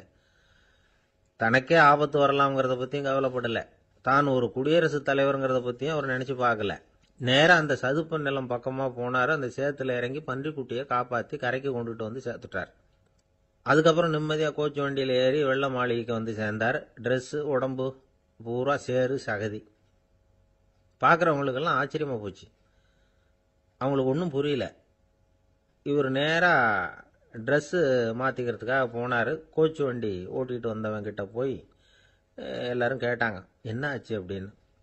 அவர் வர்ற வழியில் நடந்த விவரத்தை சொன்னார். ஆப்ரஹாம் லிங்கனுடைய இந்த இறக்க குணத்தை எல்லாரும் பாராட்டினாங்களாம், புகழ்ந்தாங்களாம். ஆனால் இதுக்கு லிங்கன் என்ன பதில் சொன்னார் தெரியுமா? தயவு பண்ணி இந்த புகழ்ச்சியான பேச்சையெல்லாம் ஒதுக்குங்க, அதெல்லாம் வேணாம். அந்த சின்ன பிராணி சகதியில் மாட்டிக்கிட்டு துடிச்சிக்கிட்டு இருந்தது, அதை பார்த்தேன். உடனே என்னுடைய இதயத்தில் ஒரு முள்ளு தைச்சது மாதிரி ஒரு உணர்வு. அந்த முள்ளை பிடுங்கி எறிஞ்சேன், அவ்வளவுதான். உண்மையில் அந்த பிராணிக்கு நான் உதவினேங்கிறத விட எனக்கு ஏற்பட்ட இன்னலை போக்கிட்டேன் அப்படிங்கிறது தான் உண்மை. அதுதான் பொருத்தம். அப்படி இருக்கிறப்போ இதில் புகழறதுக்கு என்ன இருக்குது அப்படின்னாராம் ஆப்ரஹாம் லிங்கன். எவ்வளவு யதார்த்தமான வார்த்தைகள் பாருங்க. இந்த காலத்தில் நம்மளையும் பல பேர் அப்படி உண்டு. நீச்சல் தெரியாத ஒரு ஆள் தண்ணியில் இறங்கிட்டான். தண்ணி ஆழம்ங்கிறது அப்புறமா தான் தெரிஞ்சுது. தத்தளிக்க ஆரம்பிச்சுட்டான். வாழ் வாழ்னு கத்துறான். கரையில் நின்றுட்டு இருந்த ஒருத்தர் இதை பார்த்தார். உடனே அவருக்கு இதயத்தில் முள்ளு தைச்சது மாதிரி ஒரு உணர்வு. உடனே குபீர்னு தண்ணியில் பாய்ஞ்சார். அவரை காப்பாற்றி கரைக்கு கொண்டுட்டு வந்து சேர்த்தார். இதை பார்த்துக்கிட்டு இருந்த இன்னொருத்தர் காப்பாற்றின அந்த ஆளை பாராட்டி புகழ்ந்தார். என்ன புகழாதீங்க சார் அப்படின்னார் அவர். ஏன்னு கேட்டார் இவர். நான் அந்த ஆளை ஏன் காப்பாற்றினேன் தெரியுமா? அவன் நேற்றுக்கு என்கிட்ட 300 ரூபா கடன் வாங்கியிருக்கிறான். இவன் தண்ணியில் போட்டான்னா நான் கொடுத்த கடனும் தண்ணியில் போடும். அதனால தான் விழுந்து காப்பாற்றினேன் அப்படின்னா அந்த ஆள். ஒரு காடு, அங்கே புத்தர் அவர் பாட்டுக்கு நடந்து போய்கிட்டே இருக்கிறார். அவருக்கு பின்னாடி ஒரு குரங்கு, அதுவும் தொடர்ந்து வந்துக்கிட்டே இருக்குது. புத்தர் திரும்பி பார்த்தார். குரங்கு அப்படியே குதிச்சு உயர எழும்பி ஒரு கிளையில் போய் உக்காந்துது. ஏன் இப்படி பண்ணுறேன்னு கேட்டார் புத்தர். என்னை சாதாரணமாக நினைக்க வேணாம், நான் மகாமந்தி, என்னால் எல்லாம் முடியும், முடியாதுங்கிற வார்த்தையே என்னுடைய அகராதியில் கிடையாது, என்ன வேணும்னாலும் செய்வேன் அப்படின்னுது. அப்படின்னா ஒரு பந்தயம் வச்சுக்கலாமான்னாரு இவர். ஓ வச்சுக்கலாமேன்னுது. வேற ஒன்றும் இல்லை, இப்போ நீ மேலே எழும்பி அந்த கிளையில் உட்காந்தது மாதிரி அங்கேருந்து தாவி என் உள்ளங்கையில் உட்காரணும், அவ்வளவுதான் அப்படின்னார். அப்படி உட்காந்துட்டா என்ன பரிசு அப்படின்னு கேட்டது அது. சொர்க்கத்தில் இருக்கிற மாமன்னன் மரகத சக்கரவர்த்தியை என்னோட இருக்கும்படியா கூப்பிட்டுக்கிறேன். அந்த சமயத்தில் அவருடைய அரியணை அங்கே காலியாயிடும், நீ அதில் போய் உட்காந்துக்கலாம். பந்தயத்தில் தோத்துட்டா ஒரு கல்ப காலம் இந்த பூமியில் வாழ வேண்டியிருக்கும். அதுக்கு பிறகுதான் என்கிட்ட வர முடியும். என்ன சொல்ற அப்படின்னார். குரங்குக்கு தாவறது ஒரு பெரிய காரியமா? இது எனக்கு ரொம்ப சாதாரண விஷயம், என்ன இப்பவே தாவட்டுமா அப்படின்னுது. சரின்னு சொல்லி உள்ளங்கையை நீட்டினார். அவருடைய கை தாமரை இலை அளவுக்கு அப்படியே விரிஞ்சுது. குரங்கு சௌரியமா உட்கார்றதுக்காக. குரங்கு தாவறதுக்கு தயாராச்சு. அதுக்கு முன்னாடி ஒரு சின்ன யோசனை அதுக்கு. இந்த கிளையிலிருந்து அந்த கைக்கு தாவறது எனக்கு ரொம்ப அற்பமான ஒரு வேலை, இது ரொம்ப சாதாரணம், என்னுடைய கௌரவத்துக்கு இது சரியா இருக்காது. அதனால நான் என்ன பண்ண போறேன்னா, இங்கேருந்து கிளையிலிருந்து அப்படியே உயர எழும்ப போறேன். எழும்பி மேல் உலகம் போய் அங்க ஒரு சுத்து சுத்திவிட்டு அதுக்கப்புறம் அங்கேருந்து நேரா இந்த கையில உட்கார போறேன் அப்படின்னு நினைச்சது. என்ன யோசிக்கிற அப்படின்னார் புத்தர். ஒண்ணும் இல்லை, இந்த பாயிரம் பார் அப்படின்னு சொல்லி தாவி உயர போயிட்டுது. கொஞ்ச நேரத்தில் வான உலகத்துக்கே போய் சேர்ந்துட்டுது. அங்க போய் பார்த்தா அங்க ஒரு 5 பளிங்கு தூண்கள் இளம் சிவப்பு நிறத்துல நின்றுட்டு இருக்குது. குரங்கு நினைச்சுக்கிட்டது, புத்தர்கிட்ட போய் இந்த பளிங்கு தூண்களை பார்த்தோம்னு சொன்னா அப்படியே திகைச்சு போயிடுவார், இந்த தூண்ல ஏதாவது அடையாளம் செஞ்சுட்டு போகணும் அப்படின்னு அந்த இடத்துல மிதந்துகிட்டே நினைச்சுது. உடனே ஒரு தூணில் எழுதுச்சு. என்ன எழுதிச்சுன்னா, ஒரு மகா ஞானி இங்க வந்துட்டு போறார் அப்படின்னு எழுதிச்சு. எழுதிவிட்டு அப்படியே கீழே தாவி புத்தரோட உள்ளங்கையில் உட்காந்துது. எப்படி பார்த்தீங்களா என்னுடைய வேலை? வான உலகத்துக்கே போய் அங்கே இருக்கிற 5 பளிங்கு தூண்களை பார்த்துட்டு அதில் நான் வந்த விவரத்தை எழுதி வச்சுட்டு அதுக்கப்புறம் இங்கே வந்திருக்கிறேன் அப்படின்னுது ரொம்ப பெருமையா. அப்படியா அப்படின்னார் புத்தர். ஆமாம், சந்தேகமாக இருந்தால் வாங்க அழைச்சிட்டு போய் காட்டுறேன் அப்படின்னுது அந்த குரங்கு. அதுக்கு தேவையில்லை, அப்படியே கொஞ்சம் கீழே குனிஞ்சு பார் தெரியும் அப்படின்னார் புத்தர். அங்கே பார்த்தா புத்தரோட உள்ளங்கை தெரிஞ்சுது. நல்லா உத்து பார்த்துது. அவரோட ஒரு விரல்ல அது எழுதிய வாசகம் தெரிஞ்சுது. குரங்கு யோசனை பண்ணிச்சு, அப்படின்னா வானத்தில் நான் பார்த்தது புத்தரோட விரல்களா அப்படின்னு யோசிச்சுது. இதை புரிஞ்சுக்கிட்ட உடனே அந்த குரங்கோட கர்வம் அழிஞ்சு போச்சான். நம்ம மனசு தான் இந்த குரங்கு. மனம்ங்கிறதும் ஆணவம்ங்கிறதும் ஒரு நாணயத்தின் 2 பக்கங்கள். மனம் உள்ளவரை ஆணவமும் இருக்கும். மனம் அழிஞ்சாதான் ஆணவம் அழியும். மனம் அழிய வேண்டும் அப்படின்னு பெரியவங்க சொல்றது இந்த அர்த்தத்தில் தான். நம்ம ஆளுங்க சவால் விடுறதெல்லாம் வேற மாதிரி. ஒருத்தன் ஒரு வாய்க்காலை தாண்டுறேன்னு பந்தயம் கட்டி தாண்ட முடியாம வாய்க்காலில் விழுந்து காலை உடச்சிக்கிட்டு கட்டு போட்டுக்கிட்டு வந்தான். ஏண்டா அப்படின்னு கேட்டாங்க. நான் பந்தயம் கட்டின நேரம் சரியில்லை அப்படின்னா. எப்படிறான்னு கேட்டிருக்காங்க. வாய்க்காலில் தண்ணி இருக்கிற நேரமா பார்த்து பந்தயம் கட்டியிருக்கணும் அப்படின்னானா. அந்த ஆள் என்ன கண்ணா புண்ணான்னு திட்டிவிட்டான் சார், அதை நினைச்சா எனக்கு ரொம்ப வருத்தமா இருக்கு அப்படின்னு சொல்லி கவலைப்பட்டார் ஒருத்தர். இதுல கவலைப்படுறதுக்கு என்ன இருக்குது அப்படின்னார் ஒரு பெரியவர். அவர் ஒரு மகான். என்ன சார் இப்படி சொல்றீங்க, ஒருத்தர் நம்ம பார்த்து திட்டுனா வருத்தமா இருக்காதா அப்படின்னார். அது எப்படி வருத்தமா இருக்கும், திட்டுறதுங்கிறது என்ன, அது வெறும் சத்தம் தானே அப்படின்னார் அந்த பெரியவர். நம்ம ஆளுக்கு தலையை பிச்சுக்கலாம் போல இருந்தது. இருக்காத அப்படின்னா நமக்கு அப்படி தானே தோணுது. அந்த பெரியவர் சொல்றது ரொம்ப பெரிய விஷயம். அதை நாம புரிஞ்சிக்க முயற்சி பண்ணலாம்னா நடைமுறை வாழ்க்கைக்கே அது ஒத்து வர்றது மாதிரி தெரிய மாட்டேங்குது. இருந்தாலும் அந்த பெரியவர் அதுக்கு என்னதான் விளக்கம் கொடுக்குறாருன்னு பார்ப்போமே. ஒரு ரயில் போயிட்டு இருக்கு. அதில் ஒரு சாது போயிட்டு இருக்கார். அந்த ரயில் அவர் ஹரித்வாரம் போயிட்டு இருக்கார். அவர் ரயிலில் ஏகப்பட்ட கூட்டம். நம்ம ஊர் ரயில் கேட்கவா வேணும்? டிக்கெட் வாங்கிட்டு கொஞ்சம் பேர், வாங்காத கொஞ்சம் பேர். அது என்னத்துக்கு அனாவசியமாக டிக்கெட் அப்படிங்கிற நினப்பில் பாதி பேர். இந்த கூட்டத்துக்கு மத்தியில் அந்த சாதுவும் போயிட்டு இருக்கிறார். உட்கார்றதுக்காக இருந்த இடத்துல ஒரு ஆள் படுத்திருக்கிறான். கொஞ்சம் முரட்டு ஆசாமி.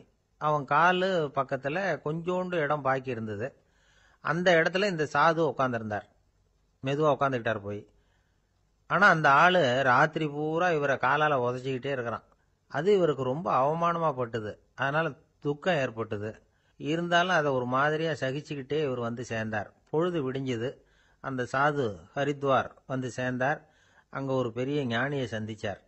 ராத்திரி ரயிலில் அந்த ஆள் உதைச்சதையும் அதனால் தனக்கு ஏற்பட்ட துக்கத்தையும் இந்த சாது அந்த ஞானிகிட்ட சொன்னார். சொல்லிவிட்டு, ஏன் சுவாமி, எனக்கு துக்கம் ஏற்பட்டதே, அது தப்பா அப்படின்னு கேட்டார்.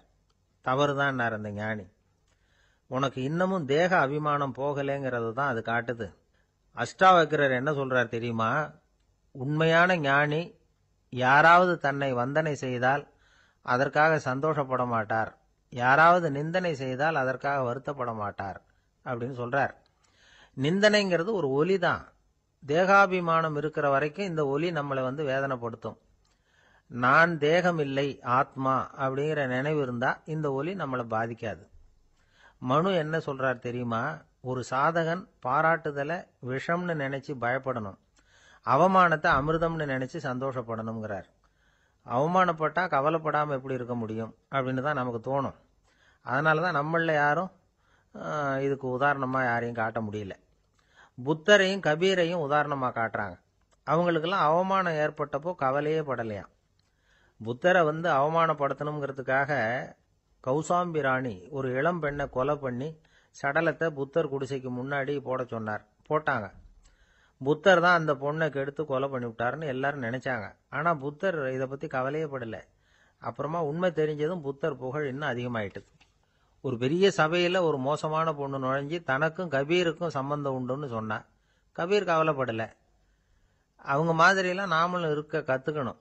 நிந்தனை, அபகீர்த்தி, அவமானம் எல்லாம் ஆண்டவன் கொடுக்கிற பிரசாதம்னு நினைக்கணும் அப்படின்னு சொல்றார் அந்த ஞானி. இதை கேட்ட இந்த காலத்து ஆசாமி ஒருத்தர், நான் கூட அப்படிதான் சார், யாராவது அவமானப்படுத்தினா கவலைப்பட மாட்டேன். நேற்று கூட ஒருத்தர் என்ன பலார்னு அரைஞ்சுட்டார், நான் கொஞ்சம் கூட கவலைப்படலை, பேசாமல் வந்துட்டேன்னார். ஏன் அப்படி வந்துட்டீங்க அப்படின்னு. அவர் அரைஞ்சதுலேயும் ஒரு அர்த்தம் இருந்தது, அதனால தான் அப்படி வந்துட்டேன்னார். ஏன் அரைஞ்சாருன்னு கேட்டேன். 10 வருஷத்துக்கு முன்னாடி 15 ரூபா அவர்கிட்ட கடன் வாங்கினேன், அதை கேட்டு கேட்டு பார்த்துட்டு கடைசியாக தான் அரைஞ்சார் அப்படின்னார். ஆண்டவனுடைய பிரசாதம் இவருக்கு அடிக்கடி கிடைக்கும் போல இருக்கு. ஆசைப்படுறதுல தப்பு இல்லை, ஆனால் அந்த ஆசை தேவைக்கு தகுந்த மாதிரி இருக்கணும். தேவைக்கு மீறிய ஆசைகள் இருக்கு பாருங்க, அது தேவையில்லை.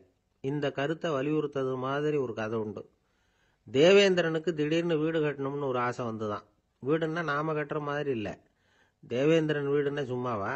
ஒரு பிரம்மாண்டமான அரண்மனை கட்டணும். அது மாதிரி இந்த 3 லோகத்திலையும் ஒரு அரண்மனை கிடையாது அப்படின்னு எல்லாரும் சொல்லணும். இது அவனோட ஆசை.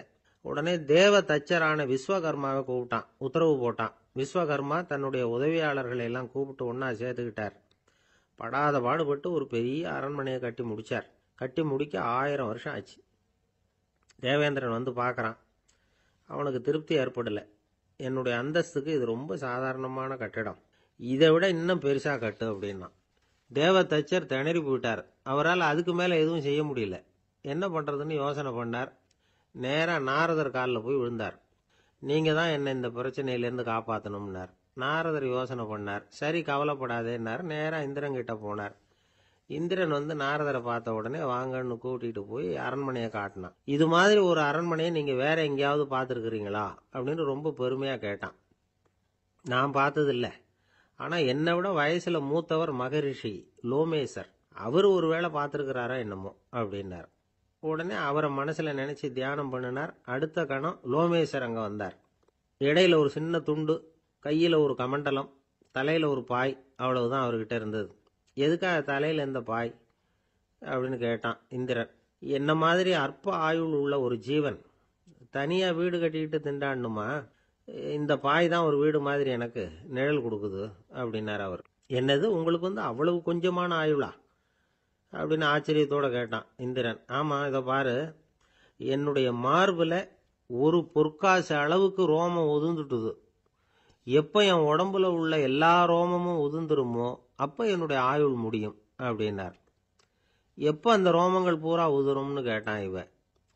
ஒரு பிரம்மா மறைஞ்சதும் ஒரு ரோமம் உதிரும்.